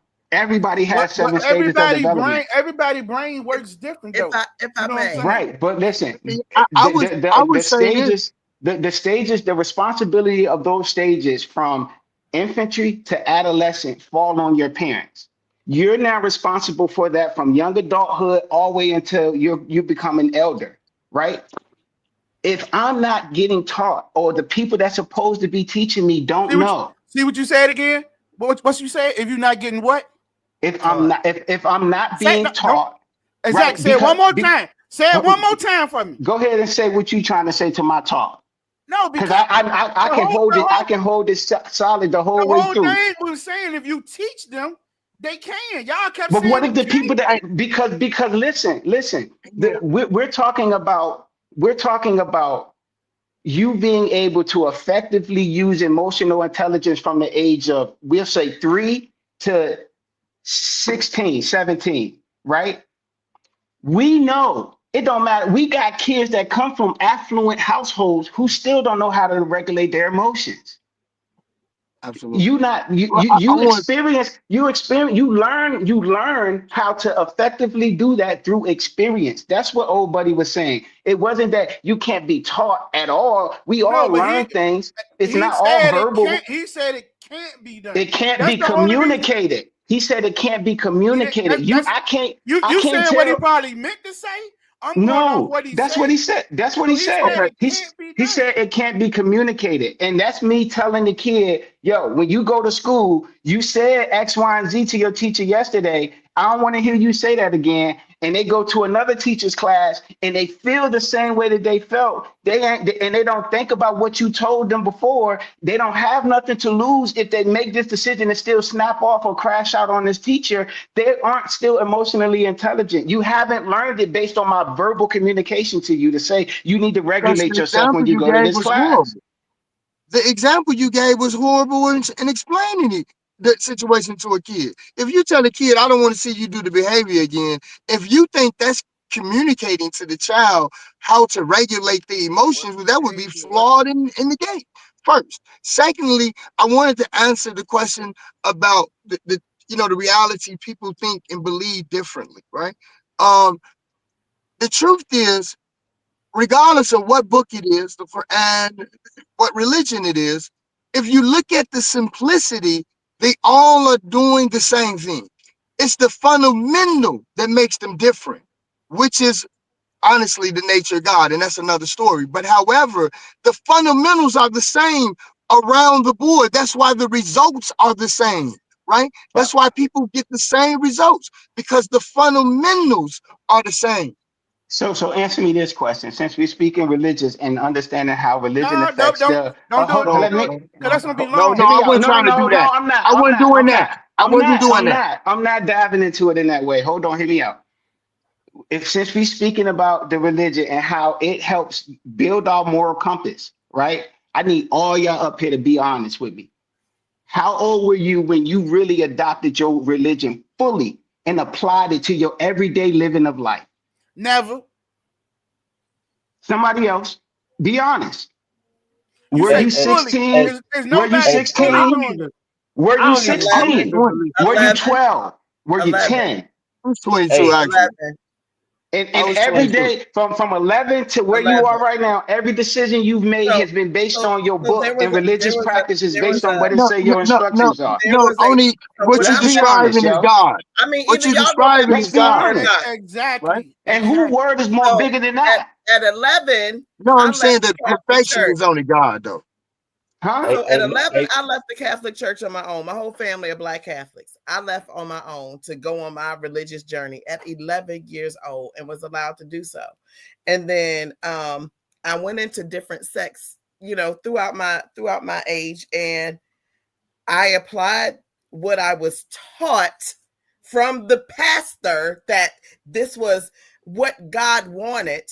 I applied it to the best of my abilities. Then I continued to go in different sects where I ended up more Science Temple, Islam, unorthodox Islam, all of these things. And I was applying these principles to the best of my ability throughout those ages. Your knowledge, right? Throughout those ages and what I was Right, taught from somebody. Now I am learning for myself what right. it is that I am supposed to do, not based off of what I am being told to do by somebody else. And that's what old buddy was saying. You graduated to the point of self-sufficiency to be able to manage these entities, emotional, religious, all of those things. Children don't have that ability. And if I they're was not getting, 11. and if they're not getting that understanding of what to do and when to do, even at 11, you went on this journey on your own. And it took you through several different religious practices before you found the Mhm. one that fit you best. Right. But if you had gotten tutelage from someone else who had a better understanding than you had at 11, to guide you through and show you different things to be able to make the What makes you decision think when, that I needed guidance and what I did wasn't appropriate? because you're an 11-year-old child. Be honest. We Listen, being real here. listen, listen. You're 11. Let's be honest. Let's be I'm gonna go real. back to what Rob says about we put these kids in a box. We stunt these children's growth ourselves. That's crazy to think that. And if we're gonna say that a child does not have, and I agree about cognitive development, but you all are also saying that a parent shouldn't do X, Y, Z when it is our job to protect and help to grow that cognitive ability into what it is that they want to be for themselves. Like you can't have it both ways. Which one is it? So what Can if we your do this parents or can we not?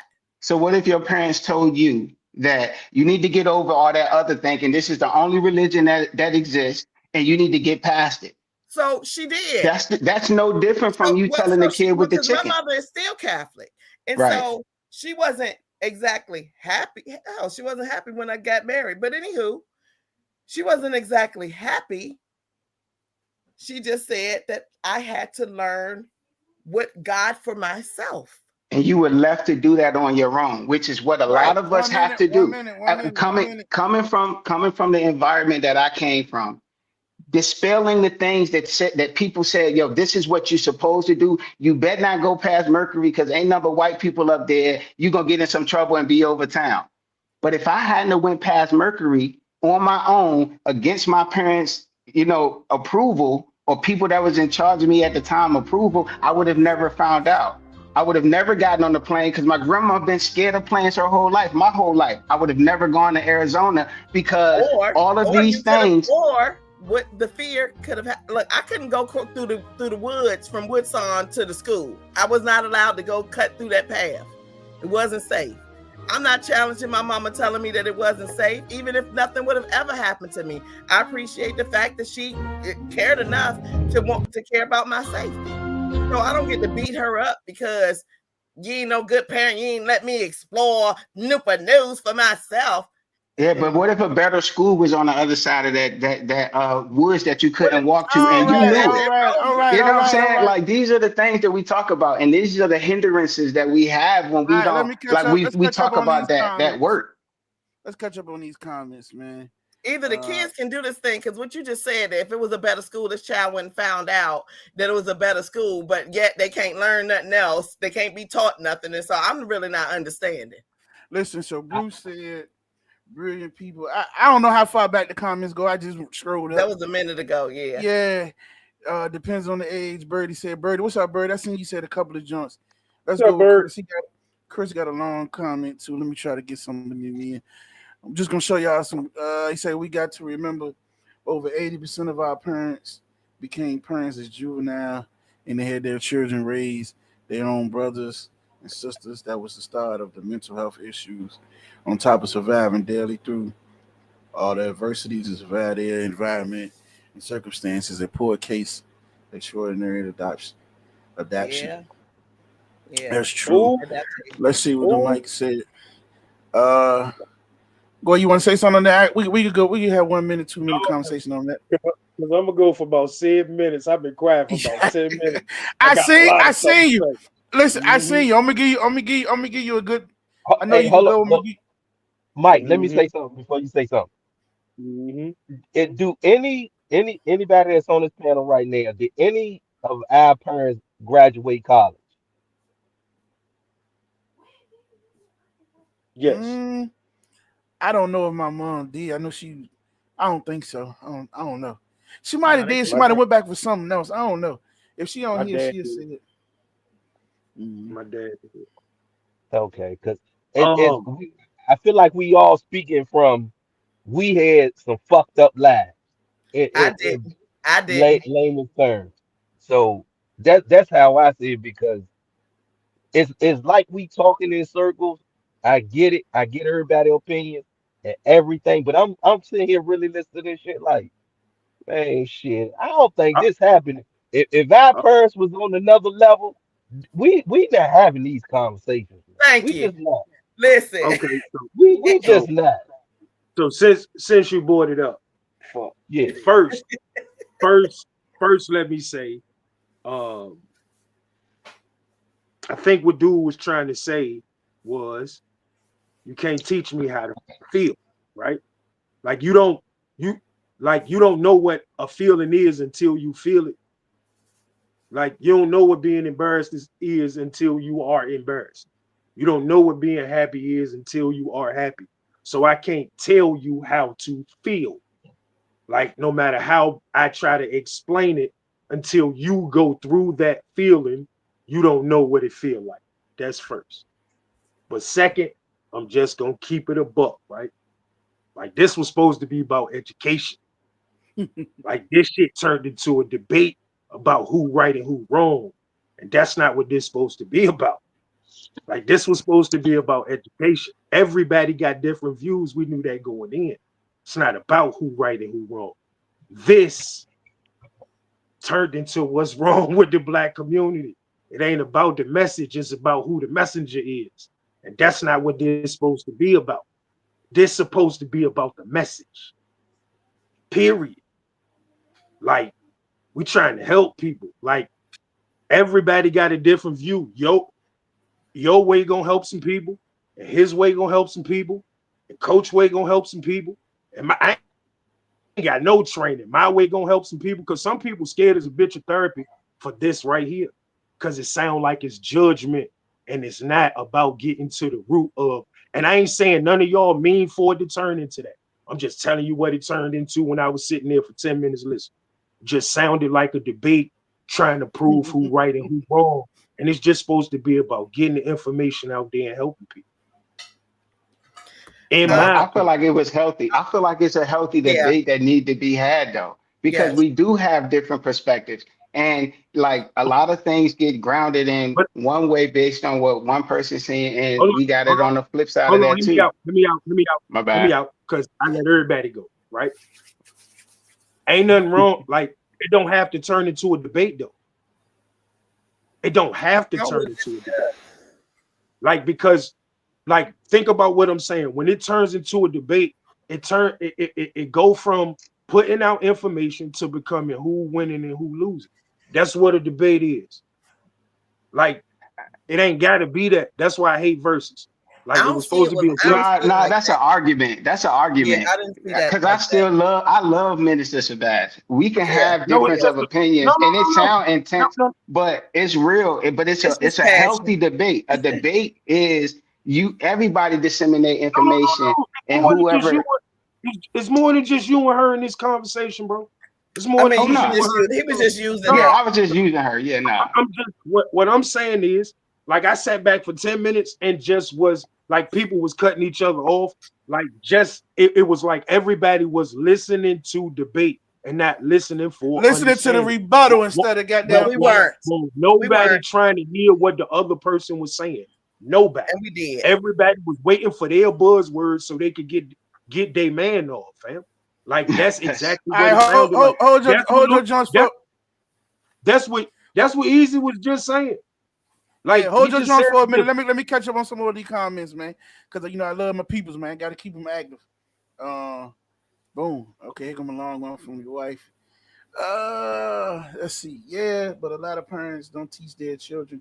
Communication is horrible facts. You're beating your kids and cussing your kids out without explaining why why you are disciplining. We come from it because I said so. Yeah, not teaching emotional intelligence, not teaching communication skills. Facts. Speller, what's happening, my main man? We had Speller tune in. I know I missed that. I don't agree at all. Well, he's saying he can definitely be taught. What he say? L? I don't know. I can't see exactly. Rob Cure put excuse me DSL modified is why the hell my dad the pops. You know I ain't gonna bring that religion. I was trying to cut them all. I should have asked that in there. But it's crazy because I listen. They said so much. Cure started off with a statement you said today about praying in the world and reality. I wish you was on to bring that back. I wanted to say it, but I didn't want to mess it up. But when you said that today when I was talking to you, that replayed like 10 times in my head today just driving. Never because I'm still flawed. Yeah, Bird, that's what I was going to say when he said something about the religion, about how many people he said every day something. And I was like, shit, nobody, never, because nobody's perfect. Yeah, Bruce said the same thing. Religion is taking over the topic. Yeah, if you don't understand the book or getting fed false word, you're still in a messed up situation. That's what everything real life lessons. I Mm-hmm. learned a lot on your own. She's right back holding back a kid's growth. I say that all the time. Woodson. Yeah, that was hey, yeah, Miss Vincent, that was Jeopardy music. I kept putting them jokers on the clock. They ain't hear me. You hear I turned it up little by little on. I was about to crank it up on 100 in a second. No, understand what God said, but what we saying, what we want. A man has a way that seems right, but the end thereof there is death. Bishop, you gonna preach in a second. That's what you want to do. College ain't the end all be all though. Facts. Exactly, Mike. There you go. Just different opinions. I ain't swapped them jumps on the screen because when I do it, it keep disappearing and doing all that. I This gotta and wait an for it to come. appearing. Yeah, What the hell This was that and an word appearing. improper, again? all that proper improper English. Listen, Just I just different. want to say this: why it's important to know a school of thought, right?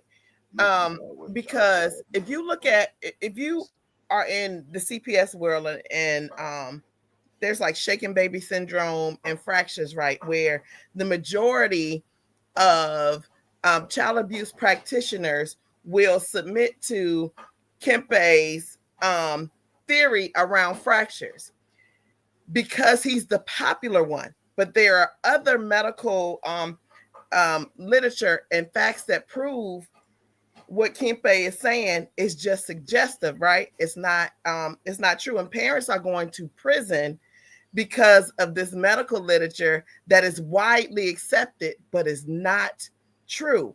And so when we say things like, school taught me, and this is then the third in college, and it's like, you got to also ask, well, what school of thought were you under? Because a lot of this stuff that come from these school and these white scientists and these white folks that have experimented on us all this time. And if we go back and look into Sigmund Freud, we find out his attachment to pedophilia, and he's a bigwig in psychology. But it's important that we understand what school of thought, and that these people can be wrong. And a lot oftentimes are, because doctors, if you measure a doctor to a scientist, a doctor will say conclusively that his theory or his diagnosis is right, where scientists never ever conclusively say that a thing is a thing, because they know that things can change. It might be this today and tomorrow it's going to turn into something else. And so they never, say that a thing is a thing conclusively. And so we got to be very careful and understand schools of thought and what these people were trying to do when they do this stuff. That's why it isn't a Black DSM Model 5. We know that our psychology, and if you don't believe that our psychology is different than white folks, it is. That has also been proven, but they don't talk about that. So got a question right here. And I want to go ahead. Let me just speak on to that real quick.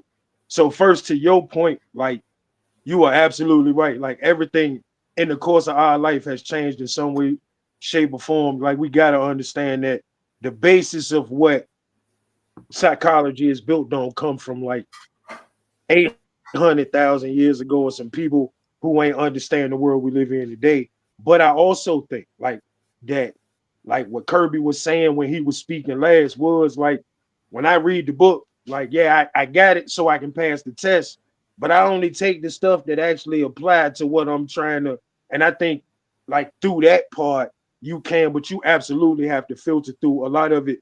A lot of this stuff, the theories and the basis of what this stuff is, was made when we won't even consider. So of course we won't in mind when they was going through the processes that they were going through and coming up with what they were coming up. We were kind of like they test dummies. So absolutely. I never heard this question, but hold on, Rob. Rob, can I say one thing real quick? And it's gonna be quick, real quick. Y'all know we practice every single day, right? People who go to school, who get in position to be a therapist or psychiatrist or whatever, it's practice, and practice informs research. So what I get from what the individuals that I meet with or that I treat as my clients, I take what their experiences are and I put it to research. If it's something that isn't in the research, I'll go and research it to apply it, to keep it true, right? This is what deters people from therapy, is the stereotypes or the regurgitation of events that happen at some point in time to certain individuals. But medicine and therapy has progressed. We're in 2025. You know what I mean? What we're doing, it's done every single day. I see myself every day at Heritage High School, from the experiences, the environment, the things that these kids have to carry every single day, the parents that I come in contact with that talk about the things that affect them in a negative way. Freud was 100 years ago. But the things that he talked about, but the things that he talked about and the foundation that he got, regardless of his personal fetishes with children, the information is still used and is still being successfully pushed through therapeutic process. Successfully pushed through, as if pedophilia is supposed to be widely accepted. No, I'm not talking about pedophilia. Because they are about to come out. We're talking about the overall practice of therapy. I wouldn't go and sit in front of him and help, because I don't have a pedophilia. Hear me out. I don't have a pedophilia. I didn't say you did. No, but I'm saying, all I'm saying is that we got to be cognitive of where things came from. We also So have to being be cognitive of what cognitive we're talking of how, about hold is on, we also have to be cognitive of how these things can be used against Black people. That is all I am saying. I'm not saying that Freud is teaching y'all to be pedophiles or whatever. All I'm saying is we must never forget history. We must never ever forget history and what has been done previously. Because the so second use we the do, history they pull the cloak appropriately off, though. they pull the veil over our eyes, and the same thing is happening again. And we see that. And if you don't see it right now, then put your glasses on. All right, then Freud ain't been we in a moving lot of black along. houses. All right, And so he's now been able to pull out all of those things. And you use that to get They past didn't have to traumas be in that no you've Black experienced. houses. They wanted Black houses when it was syphilis. They wanted You Black right. houses when it was the Tuskegee experiment. You They got weren't it. ever in Black houses. so And they listen. still influence. I don't know this. Y'all can answer this question. This is the question I was gonna get to because we gonna and then I'm gonna get to like two more things that we had on the list we wanted to talk about because we're running short on time. Somebody did say something about it. Pops asked, I don't know. He said, "Is it true that one of the main questions in mental health is what faith are you?" Or they ask you about your faith? They do. Yeah. And then Mike, They ask she you what said, happened to you. That's I the know first my question in therapist an Tracy, assessment. my therapist did ask if I wanted my faith to be a part of it. Pops, let me see what you wrote. And the difference in psychologies varies from race to race. We do jump off buildings when we lose our money, but we kill ourselves and everybody most of the time when our loved ones leave us. Yeah, you got to jump on and do a whole lot of talking about that. Uh, I read your comment, but so back to some of the things I had that we was gonna talk about because time is running. Heezy, my bad. I forgot you wanted to do something. So I'm gonna ask this one last joint. Then I'm gonna get Heezy about 5 minutes. Uh, Bruce said his therapist never asked him about his faith and he's cool with it. Um, so let me ask this. I'm gonna skip. I'm gonna try to find one. What message would you give to Black men who feels like seeking help is betrayal of his identity or community? You know, because everybody look at going to see a therapist as weak, or you going to talk to somebody about your problems. You know, we always hold it in, be strong, all this old BS. It was a whole lot in there before that I wanted to jump in, but we got into some other stuff. But we always could, carry on with some of this stuff just through the book or whatever. Um, Ooh, can I go first? Cause this gonna be fast. 90% of the stuff, 90% of the stuff that they tell Black men make them weak or get you killed. hmm. In Anybody what else? in what environment? In any environment, whether it's going to the doctor, man, I ain't gonna let that man stick his finger in there. Whether like in any environment, the way Black men make stuff that we supposed to do seem like it'll get you killed. Whether it's he ain't gonna talk to me like Okay. that, and there's 12 of them and they all strapped and you by yourself, but your pride hurt in front of that girl because she got a fat butt. A lot of stuff that they tell us make us weak. Actually, like not telling on the person when you ain't do nothing in the crime, ain't had no part of the crime, but because you live in the projects, you say something and you a snitch. I ain't do nothing, nigga. I ain't going to jail for you. Y'all crazy, but Okay. you weak because you told on somebody, man. You Yeah, got something to say, Kira or Kirby about the helping the Black man about getting therapy and then Listen, my job here on this planet for my Black brothers is to support them and to make sure that they are able to be whole. And so, whatever it is that they need, therapy, chicken, a ride, whatever it is, a pat on the back, a hug, or whatever, validation. I'm gonna be here to provide that. But as a woman, I don't want to jump out there because I got an all male panel and I ain't got time to be beating all y'all up today. the night Von you the night Von Dan Curry jumped off. going to Blue Van. So You going Joe, to Blue Van.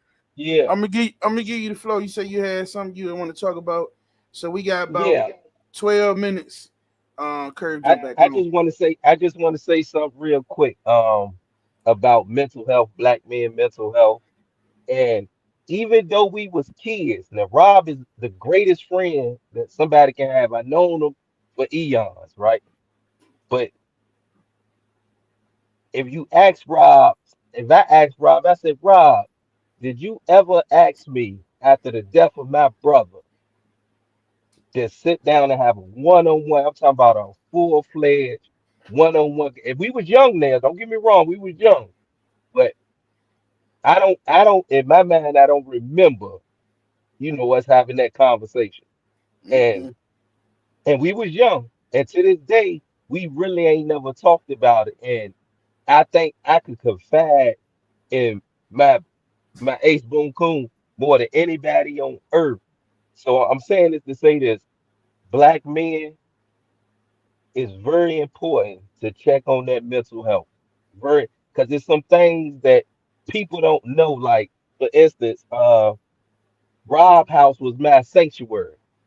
I played football from the age of 7 to 13, and nobody in my household knew I played football. Rob family knew I played. His brothers knew I played. Mama knew I played. My mother didn't know. My brothers, my sister, nobody never knew. So going through that at the ages that I was going through, it really fucked me up. And I never spoke about it. A lot of people don't know. Like my mama was on drugs. Rob knew that. I grew up in a house of chaos. My oldest brother, he was the bully. My brother got killed. They was smoking woolies growing up. My sister was active.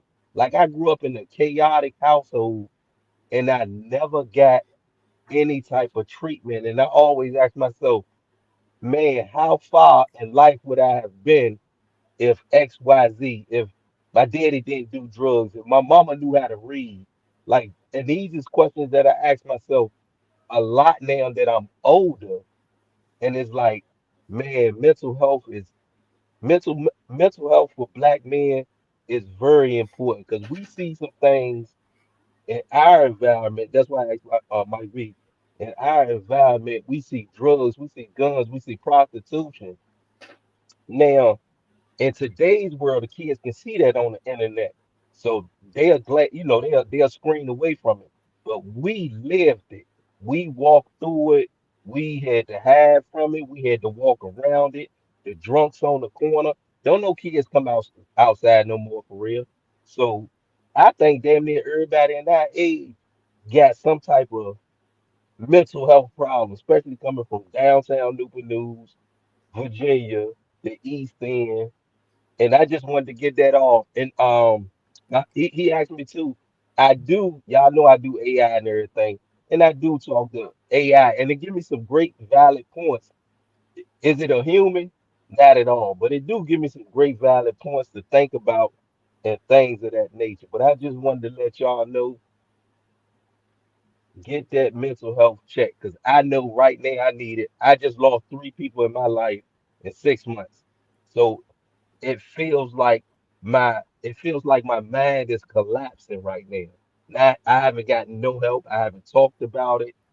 My old lady, her daddy died a month after all this happened, so I haven't even been able to get nothing. It feels like my mouth is closed. I'm not scared to talk to anybody, but as they say, as my sisters say, when you say therapist, if you break it down and say the rapist. So I'm gonna end with that. I'm gonna go to this, man. This my, like I say, man. This my Ace Boon Coon, bro. So like she say old throwback. Yeah, that's how far we go back from second grade. And it's been my brother. Like it's literally like he say, my house was his sanctuary for I don't even know how many years. We lived next door. The last day of school, my mama still tell the story. She can still remember this. The last day of school, bro, literally we get off the bus, he go home, pack a bag, pack his suitcase and come over. I'm gonna be like, he next door. He come over and he there all summer. Like, it ain't changed. My mama say that all the time. I knew as Yeah. soon they get off the bus, Joe was going to get that suitcase and he coming for the summer. So I He dig it, lives man. there. And listen, we ain't never. It's crazy. We done disagreed in different things. We ain't never had no heated debates because the respect been there. Out of all my friends, you know what I'm saying? He made me mad one time, and I laughed about it. I told him, this how I know he really my true friend. He made me mad one day, and we was on Madison. And he went down to E-Bass house, and I was left mad. And I said, I'm gonna go down there. I'm gonna still on his ass when I get down there. And when I came down there, he was on the fence. I had no idea. I had so much love. I couldn't do it. I didn't even have the will in him to do it. You know what I mean? So Yeah. it's been my dog, and all my other friends, we done got into it, brothers, and shit. Some people think we ready to kill each other in the middle, going, that's me, Petey, me, everybody. Like we done been into some wild heated jumps and people were scared to get in the middle of it. So this one here is just crazy, it's just different. And it's been periods of time where we didn't deal and talk for months like we normally do, but it was still the same every time I seen him. So, and with your brother situation, man, it's crazy as you say that, as you were saying, and I was thinking like, no, we was young, didn't know how to really say what to say, and at a young age, for me, we was going through young people we know dying at the time. Sister Rooks and them passed, yo brother, Linwood Bonds brother. It was just so, like we said, a young age. It was like every time around that 4 year window, every couple of months is somebody dying, close. So you just see other people, and as they say, you a man, you be tough, you hold it in. But And we ain't taught to have difficult conversations. yeah. So most people, if you don't bring it up, I ain't gonna say nothing. I was just going to that. My mind, the way my mind works now, we old. I always got questions. I always want to know a lot of shit, but it's like, damn, people, they dealing with something you don't want to know. It's it's a little different, man. I enjoyed this show. I try to keep it under 2 hour jump so we can wrap it up. But I'm gonna be up for a minute. I'm about to eat some chicken. How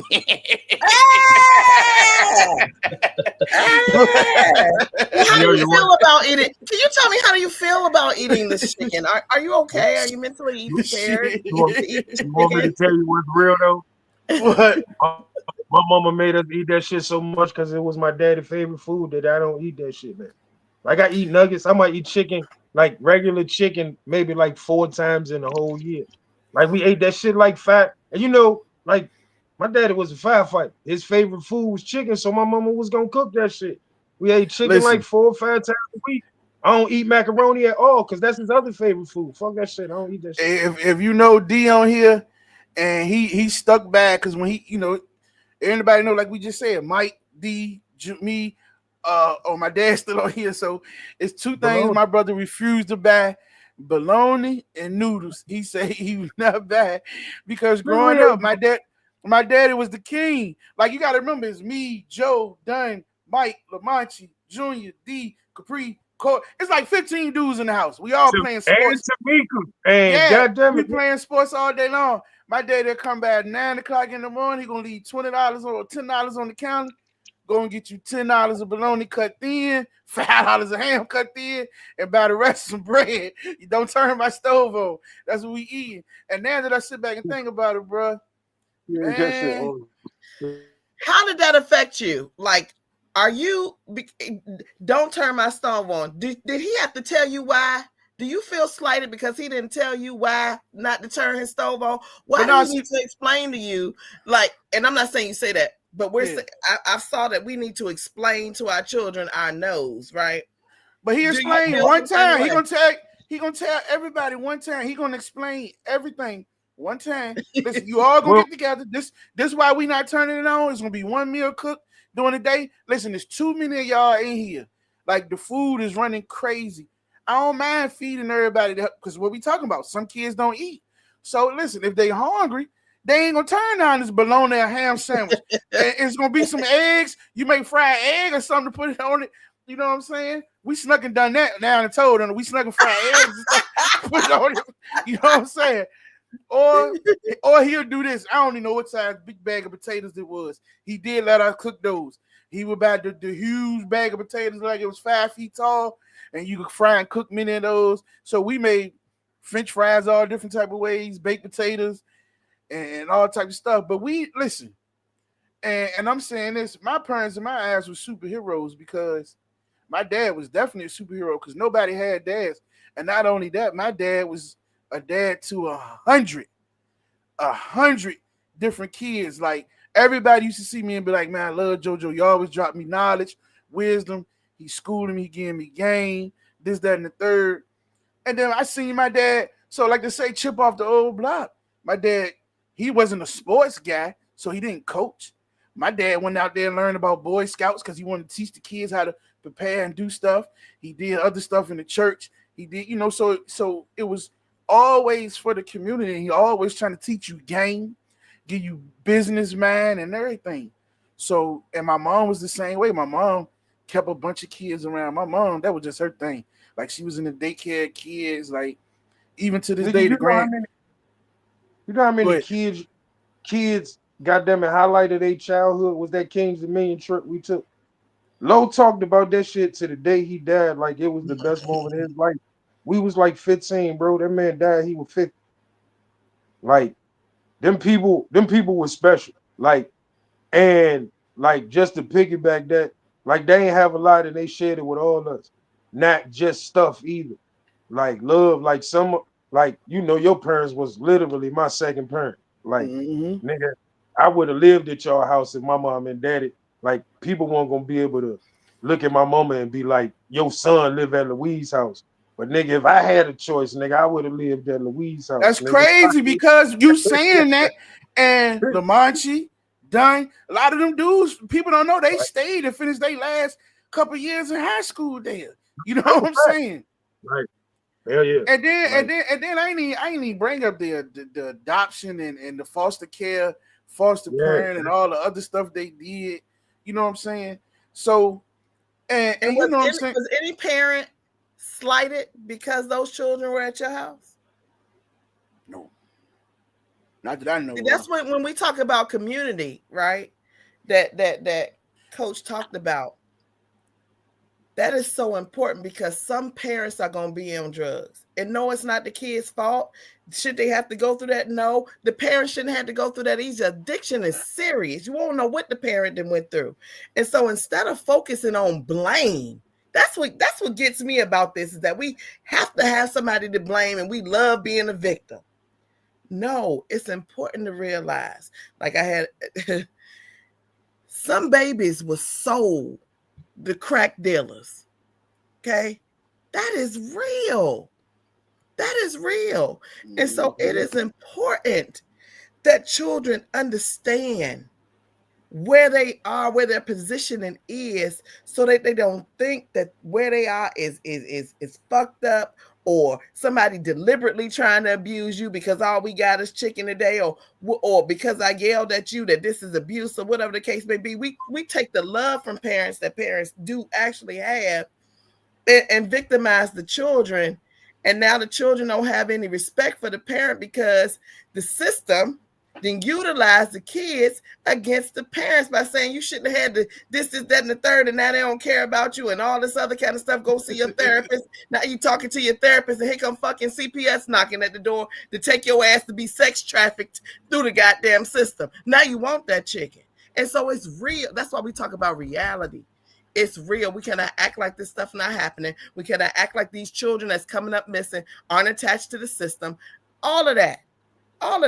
And I work with the system too. And I know that our government is sex trafficking these children out of foster care. I know how much money these people are getting to take the kids out of the home and not place them with kinship places. And put them on medicine, keep them on medicine. And say ain't no available family. I know this. So when somebody says, oh, this thing that's going to make everything better, absent reality, that takes me out. Curb, you look like you patiently waiting, like you've been waiting to talk for a long time. Every time I look down, You got the joint like, I'm waiting to talk. I seen it for a minute when I was talking. I said, let me see what he got to say. We went over the 2 hour mark, so I'm gonna go for a minute, then we close it up. So I just had to manually cut some shit up. It's cool. But it's a lot of stuff mentally, bruh, that you're gonna come across as you get older that you didn't know. Here's one. As Joe was talking, I mentioned this to my parents and they don't even realize it, and I brought this up and I share this. Both I'm the baby of the family out of everybody, even my friends, all my friends, everybody old. So I grew up. My older brothers played. I went with my mom to all their games, all their games. My dad didn't go. Like I said, he wasn't a sports guy. Then he worked crazy and he did everything else. And he worked. He didn't come. He didn't. I don't know if he went to any of their games. Not that I can remember. But I never knew this bothered me. And Mike know because Mike, I can remember this. How I remember. I can remember the one or two things D came to. I can remember the one or two games Mike came to when I played. But when I played high school ball, and I was, of course, when I first started, I was young JV, so maybe that wasn't their thing. But my parents didn't come to a game, and I never knew that bothered me until about 5-6 years ago. You know what I'm saying? As we was talking, my mama didn't even know I played. But I know she got, her memory ain't as good, but she was fussing. Was like, you ain't played no football. You know what I'm saying? Not for no school. You did all the neighborhood. So I'm like, well, maybe you don't remember, because I know she was like, nah, you didn't play. So, and so it's little things that you hold on to that's way heavier than what you know. So in my mental health journey, y'all really made my love for football, right? Like Mm-hmm. I fell in love with football through y'all. Uh, I'm one of them too. Like, man, I went to college. I was on the team in college. Like, I'm talking about no games, never. I was in the drama club. They ain't show. Like, man, and people never showed up. And like my whole life, like I didn't know how it affected me until like I realized that like right before they passed. Like I was thinking about it when I almost won the state championship right before, like right after my pop passed, right? Like all I could think about was it would have been the first time I would have been able to give him a championship. All them years of him saying, "Man, you're a grown man. Stop fucking with that football." I would have been able to shut him up. Like, man, I really can play. You just ain't never seen me play. Like, and my pop pass. It was 2019. Like, so I carried that for years and years and years and years because like all I ever wanted to do in my life from a kid was make my dad proud. Fuck, I'm gonna get sad a little bit. So yeah, that shit was real. Like that shit was absolutely real. And like my biggest message to kids now is believe in yourself because I think I'd be a whole lot further in life. But a lot of times, anytime I to the people that was supposed to care the most about me, told them what my dreams was, they laughed at them. Like, I grew up asthmatic, so trying to go to the NFL to people who watched me live in a hospital for years, man, we're not even going to entertain that. And whether it was this talking that I do now when I told them I wanted to be a stand-up comedian or a marine biologist, like them people, like that shit sounded crazy. So, man, stop talking to us about goofy shit. And they don't know how it shaped me because I immediately cut that shit off in my life. Like, fuck. If they don't believe in it, why would anybody else believe in it? So Mm-hmm. like that shit real. That shit real. That shit real. That shit real. Like I don't care what my kids doing. Like they'll tell you, nigga, I support you playing the motherfuckers. You like, and I tell you believe in yourself. Like message to the people coming up because like sometimes they ain't the people you want to believe ain't gonna believe. They'll get on the train eventually. We call people bandwagon fans for a reason. Hey man, it's funny you bring up the asthma because I use that with my kids to this day. Nah, pops, what you talking about? Please do this again. I apologize, son. Forgive me. Nah, what you talking Hey, about, man? I don't know. You good? You talking about not making the game, man? You know we talked, man. I'm cool. I dig it. I just wanted to see, you know. I listen, man, and I mean this, bro. Like We I ain't them said, kids. We ain't I them didn't, kids. We ain't holding none of that. I don't give you enough props. You know what I'm saying? You are my mom. Like you said something one day and it hurt me in the car when I forgot what it was. Like, no, you really. Like it made me cry and everything. So I'm, you know, now we talk. I'm telling, like I went home and I cried, like, because I thought you knew how I viewed you as the superhero. Like anybody could tell you, man, in my eyes, you can't do no wrong to me. You know what I'm saying? Even though we fuss and debate about a lot of stuff, like you got good reason behind everything you do. Even when you do wrong, I know your heart meant right. So to me, you know what I'm saying? That's how I feel. You know what I mean? And if you know, for those that believe in the book, if it was one person they say had to go, if one person could make it in, I'm you that person, man. You know what I'm saying? And that's real talk. If anybody deserve to go to this place that y'all believe in heaven, you that one in my book. You know what I'm saying? Is you No, that's perfect? right. Is you perfect? Nah. We all got flaws. Even Jesus' himself, flesh got weak, according to what you say. It ain't gonna go spiritual, but that's another thing. Hey, Part of mental health, we don't let people know exactly how we feel and cherish and what they really mean to us. Because You we know what I gotta mean? blame somebody. We gotta blame them. We gotta, you know, a lot of time we don't give parents enough credit either. Like like parents go through a lot. God almighty. And like I I shout out to my mama too, like straight up. And I don't care what nobody say. My mama don't do no wrong. Like And, and- I because but because see, it could have been worse. but and understand it ain't no manual to parenting, right? Ain't no manual to Please. it. So a lot of parents are really like the good ones are just parents who do the best that they can, whatever the best that they can is. You feel what I'm saying, right?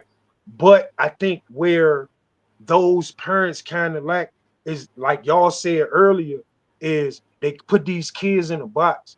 I think like it wouldn't kids wouldn't have to wait till they adults to understand these parents. If these parents talked to these kids for real and told them what it really was, like we came up in a man, just do what I said because I said it, and because I don't understand it, But it's listen, stupid. but Hold on, just hear me here's the situation of that though. Go ahead.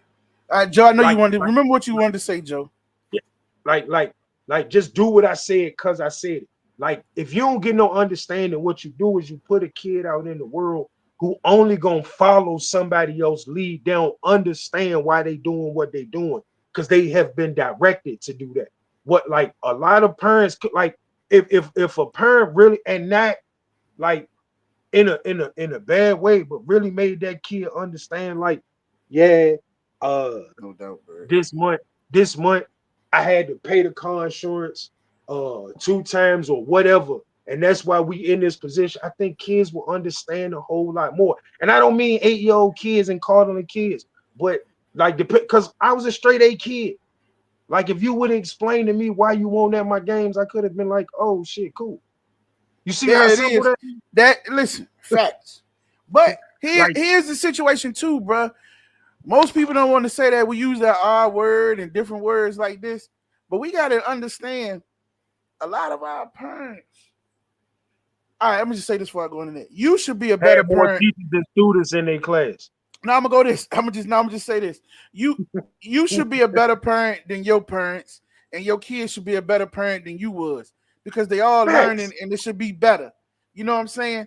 So with that being said, we gotta look back to a lot of our We parents were though people. and I, grandparents really didn't know. They stuck to old shit that was just said. They went by a lot of shit was word of mouth. A lot of them didn't like some people said their parents can't read, their parents can't write, they parents. So what you expect them to really teach their fucking kids other than what they heard or what their grandparents told them? How much education their parents and grandparents had? Like that's the shit we don't pay attention to. You know what I'm Yes. saying? no, So that's the now fact. that we That's the so now that we know better, all this silly shit that's been told that was wrong, we gotta stop. Well, this Some is, for me, like when my I think parents don't want their children to be worried Joe, about you finance. next. I ain't gonna say nothing else next, Joe. I'm Like gonna let we you don't, go we out don't there. want our children to be worried about finances. If we telling them, like I ain't had the money this month, and now we putting that burden on kids. You know what I'm saying? And now kids might feel like they need to go to the streets to go get this money to go home because remember in the 80s what happened? You remember the 80s? Like kids took to the streets to go and supplement their parents' income. We saw that, and so we were not trying to do that to our children. So no, the children do not need to know everything. It is not for them to know everything. They cannot process all of that. Them burdens do not belong to them. That is ours. And so, Quick, baby cakes, I ain't got it right now. And I don't need to tell you that I lost my job. Because what's that going to how is that going to edify the child? How does that make the child feel good that mama that lost her job? We just don't have it right now. That's simple. Everything That's ain't for it. you to know. That's all you need to know. But go ahead, Joe. And Bird, I'm gonna get to your question. Good question. After Joe finish what he got to say. Yeah, I And like Chris has some comments I'm gonna go to too. Go ahead. I like what she just said as well. But if you look at it, it's two different environments, as I keep saying, because some environments at a young age, they teaching their kids, about everything. Now, our parents didn't have that information, and that's cool. But what I wanted to say back to Mike V, just to have everybody laughing. The first time that my family, my mama and sister, knew that I played football was when my sister was fighting my mama boyfriend. She picked up my trophy and hit him with it. And then they actually said, "Whose trophy is this?" Yeah, that's crazy. That's the first Yeah, time that's they crazy. realized I played, and I'm an adult. So that trophy been in the house for years, and nobody stopped and said, "Let me see who trophy this is." That is the wildest in America, man. All right, But boom. that's it though. I That's all see I had. Cure. I I see just wanted to Cure. say. Guess what's up, Cure? I see you getting that.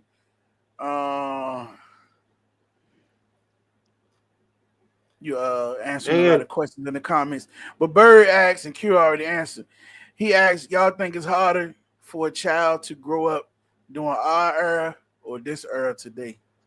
this and it ain't even close. And I'm gonna tell you why. You ready? Because it don't matter how bad we had it. We didn't have people trying to kill us every time we went outside, bro.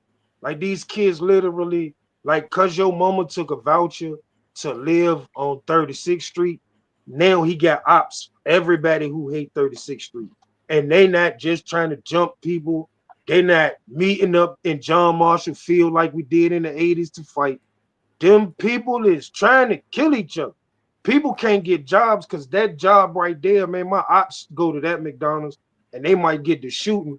And somewhere down the line, we made these kids believe that the real world was Call of Duty, where you gonna shoot somebody and they gonna get respond to something because they shoot like everybody coming back tomorrow. So I definitely think it's harder today. And yeah, I definitely think it's harder And today. and a stack that might be likes, comments, and shares. We didn't have And and on Because it's top of that, okay that like we expose our children. We have just said that it's okay to expose the children to everything, and then we expose them to that's everything, let them that, think about everything, and then no, we no, no, complaining no, about how no, they turn no, out no, no. today. That's not what I said. That's not what I I ain't said. saying you. I ain't saying you. I'm saying overall, we keep Yeah. Because hearing them as complaining because about how these kids are showing up, but they're because showing up as an because adult, there was no stop guards. There was no governors. They able to do whatever they want to do. They ain't no, you can't beat them no more. You can't yell at them. You can't do nothing. So we let the Oh, police have. because Hold they on. feelings. We let the police have them, and they go into prison. And now we crying and wondering what went wrong. We won't go into prison. It was now 3 of us did. Let's be clear. But they got grown and then they got into the game. It was other things. But the way these children is going to kids is in the federal. Why is 15-year-olds got federal cases? That won't happening. What? Why does a child have a federal case with 17 co-defendants? Oh, are we? speaking of Is there? federal, let me say this real quick. For you dummies that's going this, I don't know who it is, but I heard about it. School just started. You going up to the school. And you so you gotta have your IDs and you gotta do all this to get into school and this and the third. You get mad because they not letting you in because you don't have your ID, and then you threaten to shoot up the school, you threaten to kill people, you threaten to do that. Man, You you a going to felon. prison? Yeah, You going to class. They, prison? they just changed the law. That's a class 6 felony or something like that. I heard. And it And it's should be. been it's in Newport News. Listen, they only been what's the day? Tuesday. They only been to school 2 days, and I heard of 3 incidents like that in the school system this year in 2 days. And the judge don't care about how you feel, and that you had to eat chicken and whatever else. And that's what I'm talking about. But you're going to prison. I want a shirt that say, one of them say don't go around there, which is to the jail. And the other one is your ass going to jail. Yeah. Like these people have never been playing with us, and they definitely not now. And if they ain't following the federal administration, okay. Like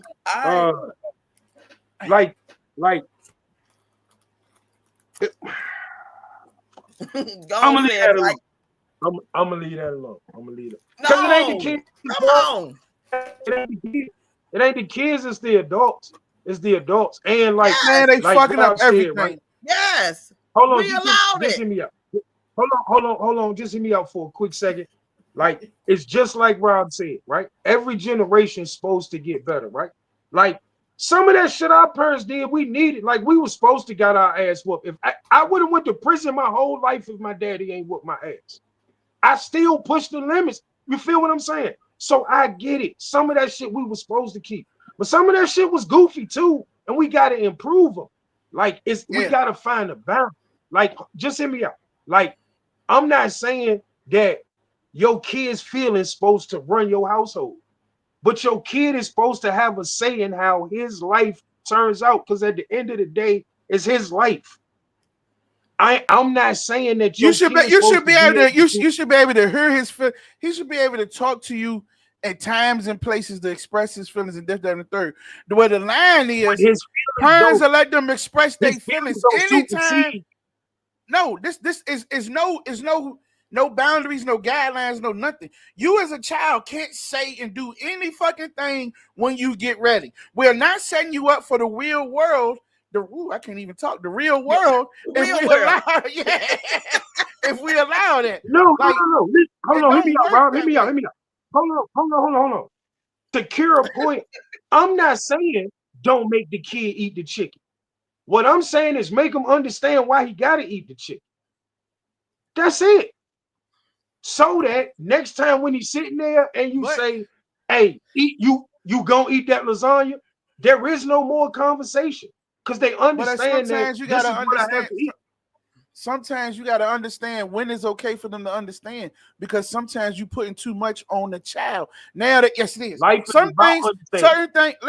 Certain things you got to eat. If I gave you everything at once, it's gonna be too much. I got to give you some things little at a little. That's what I'm saying. I'm not saying don't tell them, don't teach them, but I can't drop all this on you. At this time right now, it's some adult situations going. It's some adult situations going on, and as your father, I'm telling you, the best thing we got right now is for this. You need to know, as your father, I'm gonna do what's best for us, and I'm gonna make sure I got your best interests at heart, and I take what you're saying into consideration. But for now, all we got is the chicken to eat, and when it's something else to eat, you will have it.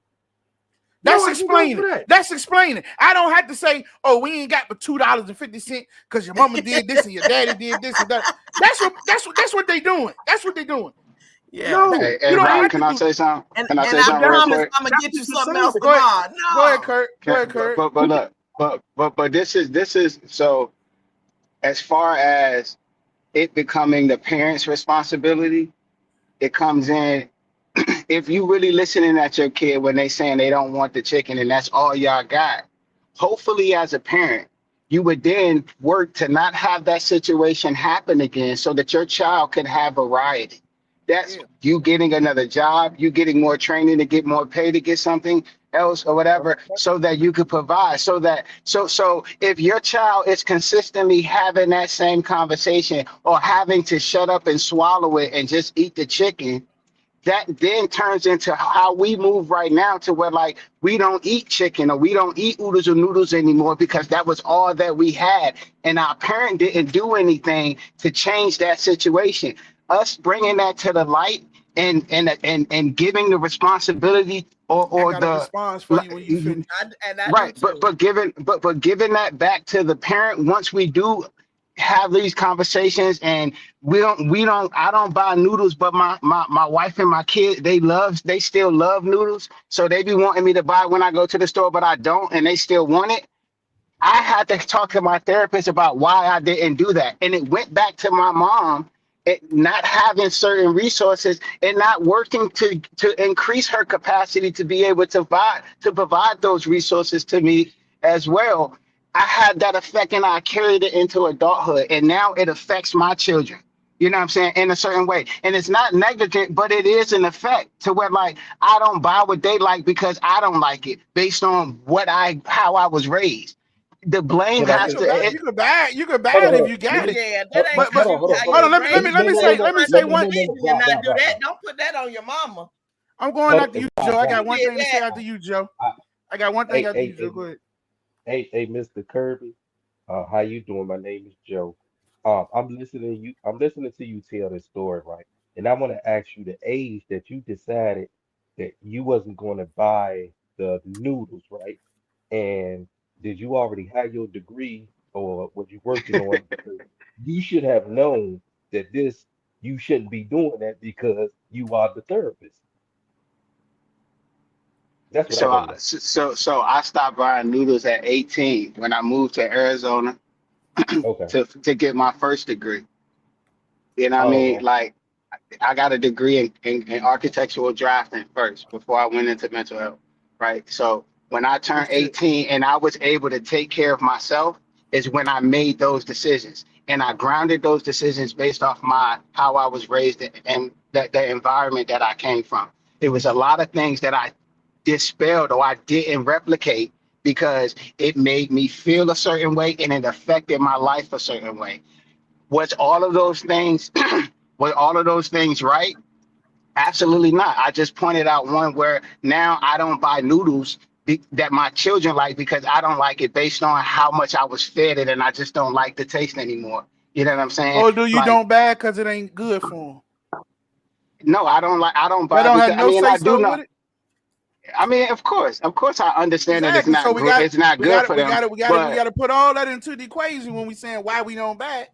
No, but no, he's saying that the but the sole reason personal was reason because to of how why he I was don't raised buy on it, that. the personal Yeah. reason why I don't buy it, that's education of knowing nutritional value or whatever. I'm not talking about that. Of course, we know once we should make the decision once we find out certain things ain't good or whatever. We weren't thinking about that when we was kids. You Hell know what I mean? no. We was just eating whatever was available to us to eat at the time. You know what I mean? Noodles was one of them. Now I Ooh, don't eat them because I had to eat them all the time. Yes, it was food, but again, you have to give the responsibility to the people that were the authority figures to change those things so they weren't replicated. The replication of it is what created the trauma. And let those me are the say. things that you go to therapy to help fix. Why was And your in mama fixing only that, giving you and noodles? Hold on. but Yeah, I these are want to all address that part semantics. Yeah, too. look, you're talking, look, we're going in circles about semantics, No, no, no. which is what keep us from really going through the process of therapy. In therapy, you have to hold people accountable that played a role in your Ooh, ooh. You story. hold yourself It don't Let matter me if accountable. it's you're holding yourself accountable sitting in front of a therapist. So then when you let me go and dig deep into the past, you have to hold the people accountable that affected you in a negative way. Mike, I'm gonna And let you. I'm gonna let that you come includes behind your me, Mike. parents, I gotta say what I want to that say. Go includes ahead, your first. parents, that includes your aunts, uncles, cousins, sisters, family, friends that stay down the street, all of that. They have to be held accountable for you to heal. That's the healing process. That's the reason why a lot of us don't do this because it's hurtful and it's hard to address people or hold people accountable. Yes, my mom did her best. Yes, my grandmother did her best. She used to stump my clothes in the tub so I can have clean clothes. You think I'm looking at her like, yo, you could have went and got me a washer, though? No, I'm not saying that. But what I'm saying is that learning and figuring out things, getting more educated, knowing that you can't read, spending the time to figure out how to read, to learn, like all of these things to improve yourself as an individual so that you can be fit and of service for your children and the people that's around you is important. That's what All right, black men let me say this. gotta do. Let me, That's what black women gotta do too. Everybody has to do that. It don't matter black, white, green, purple, blue. Everybody as a human has to do that to be of service, to provide for their family, to be of now, service, to be fit to do these things. now you said right. It was something earlier, and I could be wrong because I forgot because I jumped, and that's why I was trying to comment earlier. But you were speaking on how the parent got to do better. They should get a second job. They could do whatever to make sure you know your child don't eat just the chicken or whatever. Now, here's the situation: you as a parent got to make a decision. Did you playing football? Was you doing other sports? You had clothes. You had this. Now, I might don't have no other support system. So the only second job I can get, meaning now you're gonna be at home by yourself. So is it me working the second job? So you going to CPS or the child, I'm getting locked up, or do I stay at home where I'm supposed to be and you just eat the chicken and we all good as a family? Or do I break this Rob, family up to get a second? No, you got to take all that into Yes, consideration. no, yes. Rob, Thank You Rob, you. Rob, cannot Rob, Rob. do one. Listen, You Rob, said hear me out. accountability. I am. Let me hear me out. Hear me out real quick. Hear me out. All of those things. See, the reason That's why I why I say say we it's going in. different on Hear me every out. scenario. Let me say this real quick. Reason why I say we going in circles, and I always want to make sure we get back to the point that Mike was saying, as far as like this not turning into a debate, and we not getting like the full point out of this, because the full point is for us to be able to encourage individuals to seek mental health help, and it comes through therapists and psychiatrists. A lot of the things we talk about, we've been talking about, it's going to deter people from that. And the reason, and so when we look at the people and we address and hold the people in our past accountable, you're addressing those things to eventually get to a point of action where you are presently. But you have to hold those people accountable first. Yes, you take all of those mitigating circumstances into the equation. Of course you do. And that's not that doesn't make you vilify your children. Yes, I mean your parents. Yes, we talk about some of the information that gets shared with kids now that Minister Sabaz has been speaking about, as far as when kids talk to certain people or talk to their friends and they tell them they should have did this or they should have had that, this, that, and the third.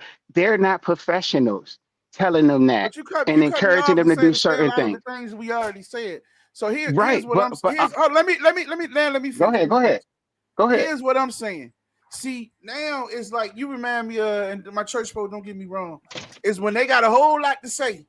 Then when you say something that's presents a loophole or make them think other than what they saying that's actually got a valid point, is now we need to go back to what we was no, answer the question, because Keep every So on situation deflecting. I Keep still on answered the deflecting. question, Rob. I no, answered the then you went question. back I answered the to what question. you were saying. I know I answered the question. Your question was, how do you take certain things into account that had your parents doing certain things? I said, yes, you address those mitigating circumstances and take those into the equation when you're talking to a therapist, not your friend, not your big homie, a therapist who understands the process of the therapeutic process to get you from understanding your past, moving you from that, which is the past is depression, moving you present so that you can operate effectively. But my main point that I'm saying here, or the main point I'm trying to make is you have to hold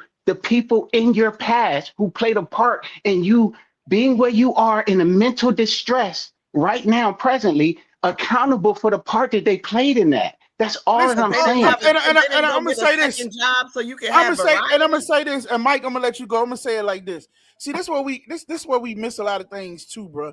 It's different levels, different class. Everybody's not rich. Everybody's not this, that, and the third.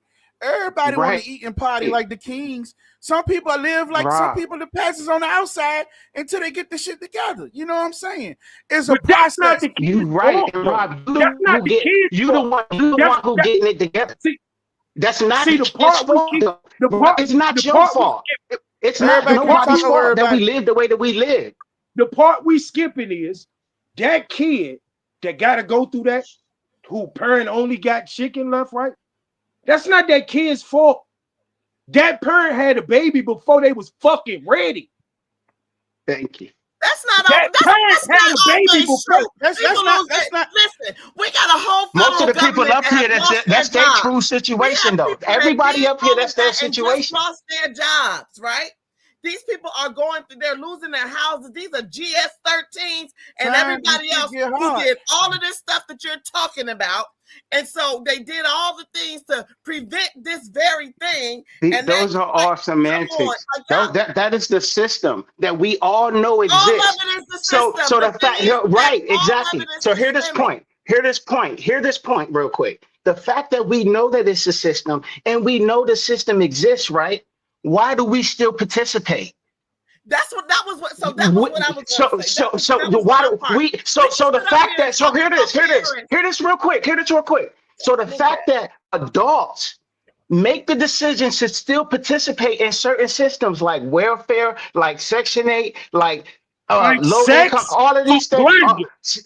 sex without marriage, all of these entities that we know need to exist to have a well-functioning family structure. We still participate in these things, right? And then right? hear me out. I'm a sociology major. I know everything about I it. don't But know hear what me that's out real supposed to quick. mean. Hear me out. That don't mean Hear nothing me to me. out. I'm about to explain it to you why I know, right? So listen, when you still make these decisions, right, to have your life and have your children in a certain environment based on your lack of education, your lack of employment security that provides a substance living for you and your children say something about it because it's affecting them in a certain way, you hold them accountable for that. They shouldn't shut up and say All anything. right, listen, That's what eat going the through. chicken means. That's what eat the chicken means. So if my child tells me that, I'ma now go and no disrespect to curb everybody. I muted everybody jump because I feel like some of my guests saying we did get off focus because we a lot of comments saying stay focused. We're talking about the mental health, so I'm gonna bring it back to a couple questions, a couple things. It's hard when you're passionate about what you worked on, went to school, and when we come back, I'm gonna give Mike the floor because he has some stuff to say. I'm gonna let him say, then we're gonna go from there because he's been quiet. But let's get back to the mental health. I'm gonna go to some questions so we can talk about some stuff because our opinions and different views we see different now. Like Mike said, now I feel like how Mike said earlier. Now we're trying to prove a point. Like if we really conversating and we listening, we just rebuttering to prove the other person wrong and this, that, and the third to a degree in some aspect. And I agree. Some shit I think you wrong. Some shit I agree you right on. But I'm gonna let Mike talk, and then Bird had a question about a therapist. I'm gonna go to that, and then I'm gonna ask. I got a question about a therapist I had earlier. Want to talk about? Shit, I enjoyed the conversation. Y'all got me up late, so we're gonna definitely get back to it. I'm gonna mute everybody. Mike, go ahead, Mike. When I unmute you, you good to go. My bad, y'all. That's the first mute session on Listen to Pleasure. It's gonna be plenty more coming. Go ahead, Mike. You okay? You back? Everybody Man, back? I just think like in a through mental health, like part of getting better in mental health is understanding what happened to you, why it happened to you, and how it affected you. Like it ain't about placing blame on nobody. Like a lot of kids who had rough childhoods didn't know they had rough childhoods. They just knew that their parent was doing the best that they could, but that don't mean that they weren't affected by what I happened. ain't laughing at you. I'm going through reading the comments. There's a whole lot of them. No, My bad. no, I just seen Kira last comment and I was scrolling up. and and like part of, to me, in the Black community, one of the biggest hurdles in mental health for Black people is that like we act like everything that happened to you didn't happen to you, and you went to don't have validation. Like uh so it never get addressed because people tell you like, man, that ain't shit, or just get over it, or you grown now, that don't mean nothing. I made it out. Yeah, but I made it out a little fucked up. Like, and so like I think one of the craziest parts of mental health to me is like everybody want to talk, but don't nobody want to listen. Like everybody want to have their mental health story heard, but don't nobody have no empathy for nobody else's mental health story. And like I said from the like earlier, beauty is in the eye of the beholder. You can't tell me what girl look good to me. You know what I'm saying? Like you can't tell me how serious. Like to some people who got a support system, an eviction notice ain't that serious. To people who ain't got nobody, eviction notice is the end of the world. Beauty is in the eye of the beholder. You can't really tell nobody how serious their mental health journey is, or how things affect or should have or did affect them. Like you really just supposed to have an open ear. Like that's really like from all my friends that's been in therapy, because I ain't never been. That's really what a therapist is. It's an open She ear need, without she judgment. need a bottle. All right, boom. So let me ask this. She woke. I wanted to ask this while the therapist was Uh, on. Uh, I'm gonna just get her a Curb, you bottle. that's I think that's you talk. Okay, listen. So well, anybody can answer this because you ain't got to be a therapist. But like, what's one of the most rewarding parts? It was asked for the therapist about being a therapist, especially when you see like a client get a breakthrough or whatever. Like that was something I wanted to hear different about the from the client. So Curb, you can answer that if you like, or anybody that's been helping somebody deal with mental health and you see a breakthrough. Like what's the most rewarding part of that? Get back to mental Um, health. and honestly, it's seeing like meeting a person where they at. You know what I mean? Like taking in everything they put on the table for, like their situation and what they want to see themselves as, and really seeing them become that person. Being able to achieve those goals and, live the lifestyle that they want to live. Like I've been able to see it in so many capacities, man. So I mean, shit, Mike, we talked about Jordan, bro. That's my dog. You know what I'm saying? Like I played a have I played a part in just instilling certain things and putting certain things in, and to see when I see them in the club, man, I just seen a couple. One of my kids just said they got two kids, bro. Like they doing this, that, and the That's third, him. talk about stuff that we talked about. Like it's wild, but I just been doing this for that long, y'all, for real, for real. I mean, and it's just I go to school only to get the understanding to be able to really be of service. You know what I mean? I'm not talking about, this stuff just because I didn't go sit in them classes for hours. I'm still in classes, bro. I drive to Petersburg 2 times a week this year, you know what I mean, to graduate for this joint to understand better to, give back to my spot. I don't gotta live here. Rob, I won't even live in here, bro. You know what I'm I was saying? gonna say Like, that when you just said it, yeah. yeah, I don't have to be here. You know what I'm saying? Like I know how to live somewhere else. I've been past Mercury Boulevard, coming back to be able to like Bird said that's give. what messed you up once you left Mercury.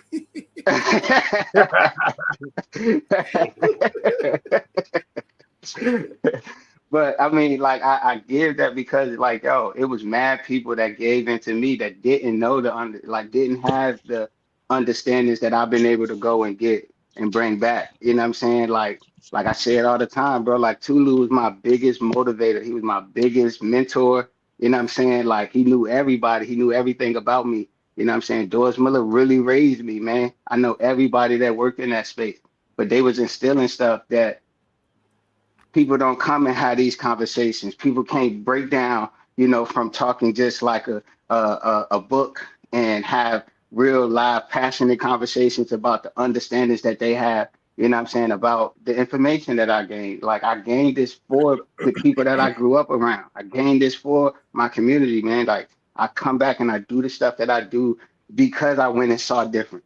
You know what I mean? No discredit to my peoples, man. I love downtown Newport News, man. You know what I'm saying? Like I get that shit my everything right now. You know what I'm saying? Like because I was raised there, bro. Like And don't I stop, am who don't I stop. am because of that joint. I never stop, bro. Like I That's mean, right. I'm building to be able to have, my name be on something that is really like moving the community forward. You know what I'm saying? Like moving everybody, regardless of if I'm alive, I still got breath in this body. I'm working my every day to give that back. You know what I'm saying? But yo, I love it because I've seen myself and the effect that I've had on so many kids, bro. And it just motivated me to take that drive up there to get this paperwork. It's just paperwork, man. But at the end of the day, that book really has shown me some stuff. And I only attached it to where I came from to say, okay, we can do this different. Okay, it is okay for us to say this. It is okay for us to be here. You know what I'm saying? I done did it with minimal instruction. I'm just trying new shit. You know what I'm saying? I'm here now. My kids will never have to try new shit as much as I've been having to do it. The kids I come in contact with don't have to try as much new shit as I've had to. You know what I mean? I'm the college career specialist at my school. I'm gonna stay there even though I'm working on opening the practice. You know what I'm saying? Why? Because it's at the top of my motherfucking house. Doors at the top of the number streets, bro. Like most people don't make it past Bryfield Road.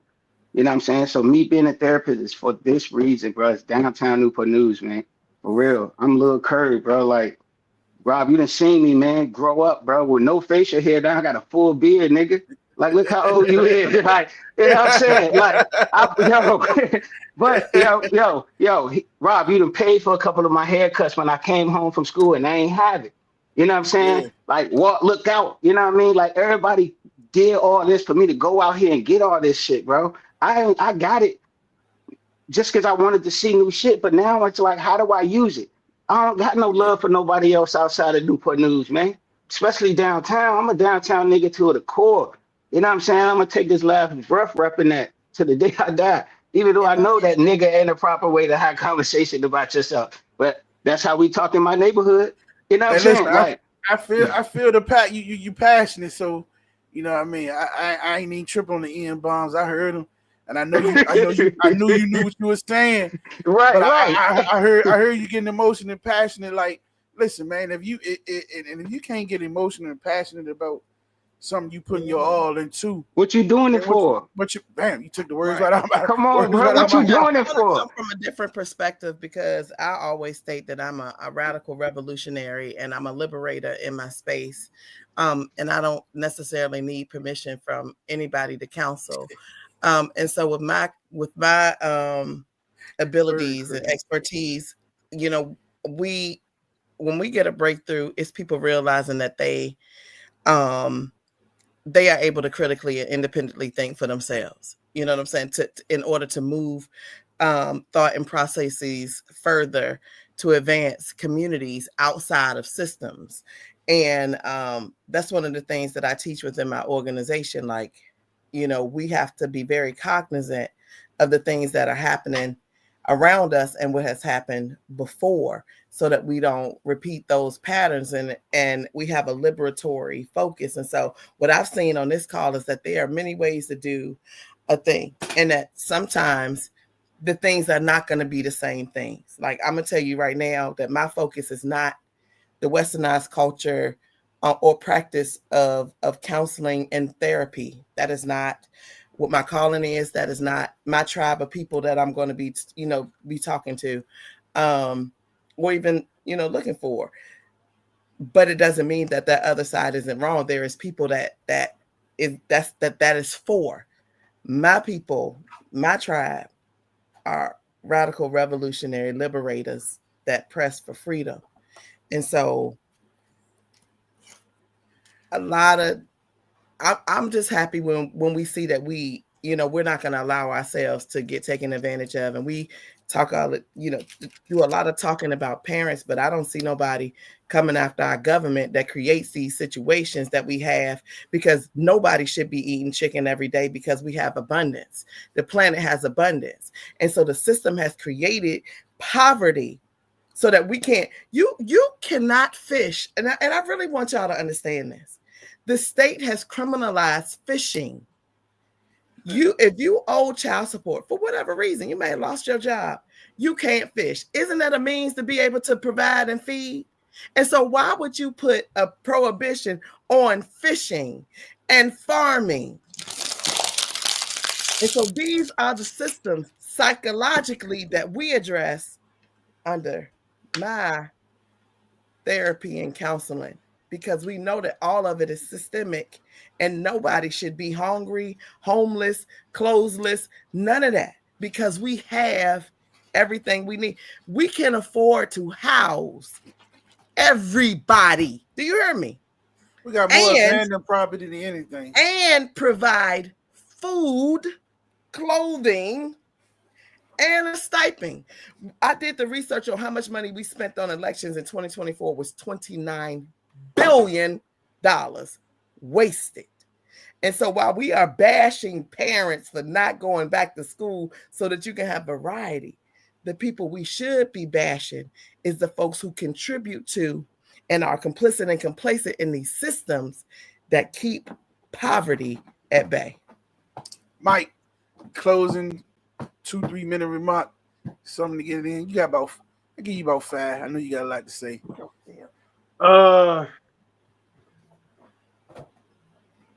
First,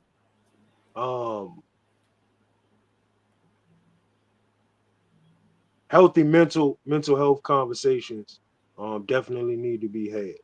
You definitely have to have dialogue in order to get it started. To start making people understand how serious mental health is to your general health.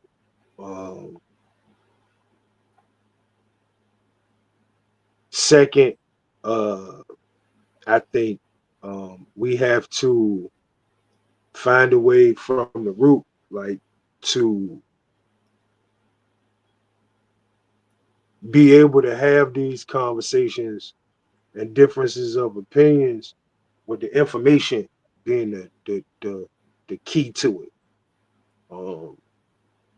Like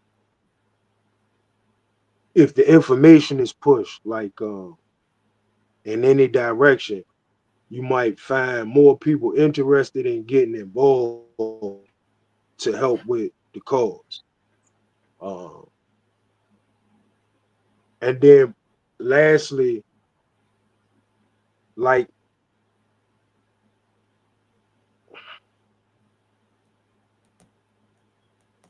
if you an adult who's struggling with your mental health, like I said, I ain't been to school. I went through a crash course, and the best piece of advice I got from somebody who did a lot of therapy was, you got to go in the closet with your own demons and make peace with them. And I don't know if I killed them, made peace with them or what, but being able to Motherfuckers to work, put them on the other shoot side. yourself, being able to shoot yourself straight and start to understand who you are is the key, I believe, to having success in life, whatever success look like for you. So yeah.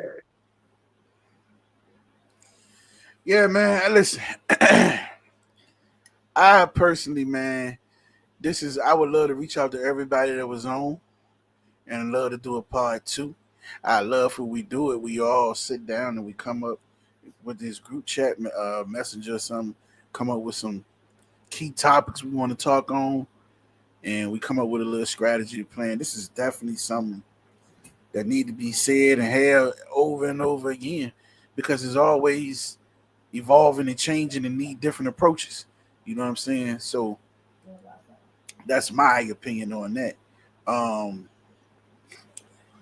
we coming to 3 hours, man. So it's a lot I want to say, and it's our time for the night, man. We're gonna shut it down. But I do personally want to thank. I ain't gonna call all the names on. I want to thank every incredible guest that came on, spoke their opinion, vulnerability, their wisdom, even dealt with some of their own mental health issues, traumas, or whatever. And I want to thank every single one of you that tuned in and watched, that keep us going. Like I looked at it up there a couple of times. We had a lot of numbers, and they was up there for a while. Some people have been on the whole show. But man, I do want you to. Kara keep coming back, man. Kara keep coming back, man. That's what it is. Listen, she's gonna be a part of listening team pleasure. Listen, man, boy, I can't talk word from that. Listen to pleasure team. That hold you responsible. Listen, she's gonna be a part of the team, man. We got a lot of work to do, man. But I do want y'all for the mental health stuff though. Like I know we got all, but we all passionate. We don't mean no harm. It's just all good, healthy dialogue, debate, whatever you want to say. I ain't gonna call it no argument. We're just passionate about what we think and feel. But remember, your mental health is not a sign of weakness, man. It's a part of Put your that number strength. up again. Put I'm that gonna put it number up back up again. there. I'm gonna put it back up there. It's okay to not be okay. Like, and it's essential that you reach out to somebody. Like, everybody's not okay all the time. Stop saying I'm okay, I'm good. It's okay not to be okay. It's ups and downs to everything. Life, finance, emotions, everything. So just remember, like you said, I'm gonna put this number back up. You're not alone. We're gonna keep this conversation going. Everybody need to keep this conversation going because we all know somebody and we all dealing with it one way or the other. So check on your strong friends. And most important, you got to check on yourself. You know what I'm saying? Remember that. You got to check on yourself. Mike asked me to put the number back up, so I'm going to post it back up one more time. And I'm going to read it out. So make sure I put the right thing. All right. So like I Damn, said, I'm so like, what in the world? so if someone you know is struggling, you're not alone. I'm Help is struggling. available. Reach out to the National Mental Health Hotline at 1-866-903-3787 or dial 988 for the Suicide and Crisis Lifeline. And if you go back and you look at the episode, you can see different points of the show where people really was tuned in to mental issues they had. I seen Mike. I heard Kirby. I didn't see his face. I heard different people talking about their life. I know Joe was thinking about a lot. Shit, I even touched on it. I felt I couldn't see Brother Muhammad a lot, but I could hear different he got a things. story. Yeah, I could hear it. And then the other brother, I like him. I'm gonna have to reach back. I met him today, and he was talking about getting on the show, but he definitely got a lot to say. Let me go see these comments saying before we get He and I be Bird. boxing too. Bird, I appreciate you for being on, man. Going through the whole lot. Chris, I seen you on. Right. Pops, I know you was on. Seen you on. Comment. D, I know you was on till you fell asleep. Probably got to go to work, so you probably fell asleep with it on YouTube. I should have Hey, screamed and wake you up. listen. Let me say this. One day it's gonna be 1 million people watching us, and I want y'all to really know that y'all people who watching us today is the people I'm gonna be doing it for then. Like, Exactly. man, like, I'm telling Because y'all, one day I 1 million I people, love our faithful viewers. I love them. Like, you know, like we like, just named out a couple. My pops, Cure, D, Mike Wife. I got a favorite one, but I sleep next to that lady and kiss her Oh, in the that's mouth. Travis. He is hilarious. He is coming for you, Mike. You keep throwing all these damn flags. He say, Oh, Bird. Yeah. Yeah, and I think I got y'all this week too, Bird. I think y'all out suffer. I think I might have y'all this week. Yeah, So my y'all brother. know how "Don't we bring them always damn ended at flags this with time. As we ended, as I always say, man, tune in next week. Like, subscribe, share. There was several of y'all that inboxed me. You must have something good to say. Oh man, it's not letting me comment on YouTube. Subscribe. That's why you can't comment. You don't deserve to comment Yeah, if hit you the watching every goddamn week. You watching every week and you ain't subscribed, you don't deserve to comment. If you a newbie, you would have seen that and you would have subscribed. So with that saying, and somebody said go Cowboys, so we know they got mental issues. oh oh yes, yeah, yes they do. yeah. Somebody call the 988 I number. can't even believe you brought that up, man. You shit. Now all of us need to go sit down on the couch from hearing that. You know what I'm saying? but listen, may the wind always be at your back and the sun always upon your face, and may the wings of destiny carry you aloft to dance with the stars. Until next time, keep listening with pleasure. We truly appreciate y'all, and we'll see y'all next time. Peace out. Yeah.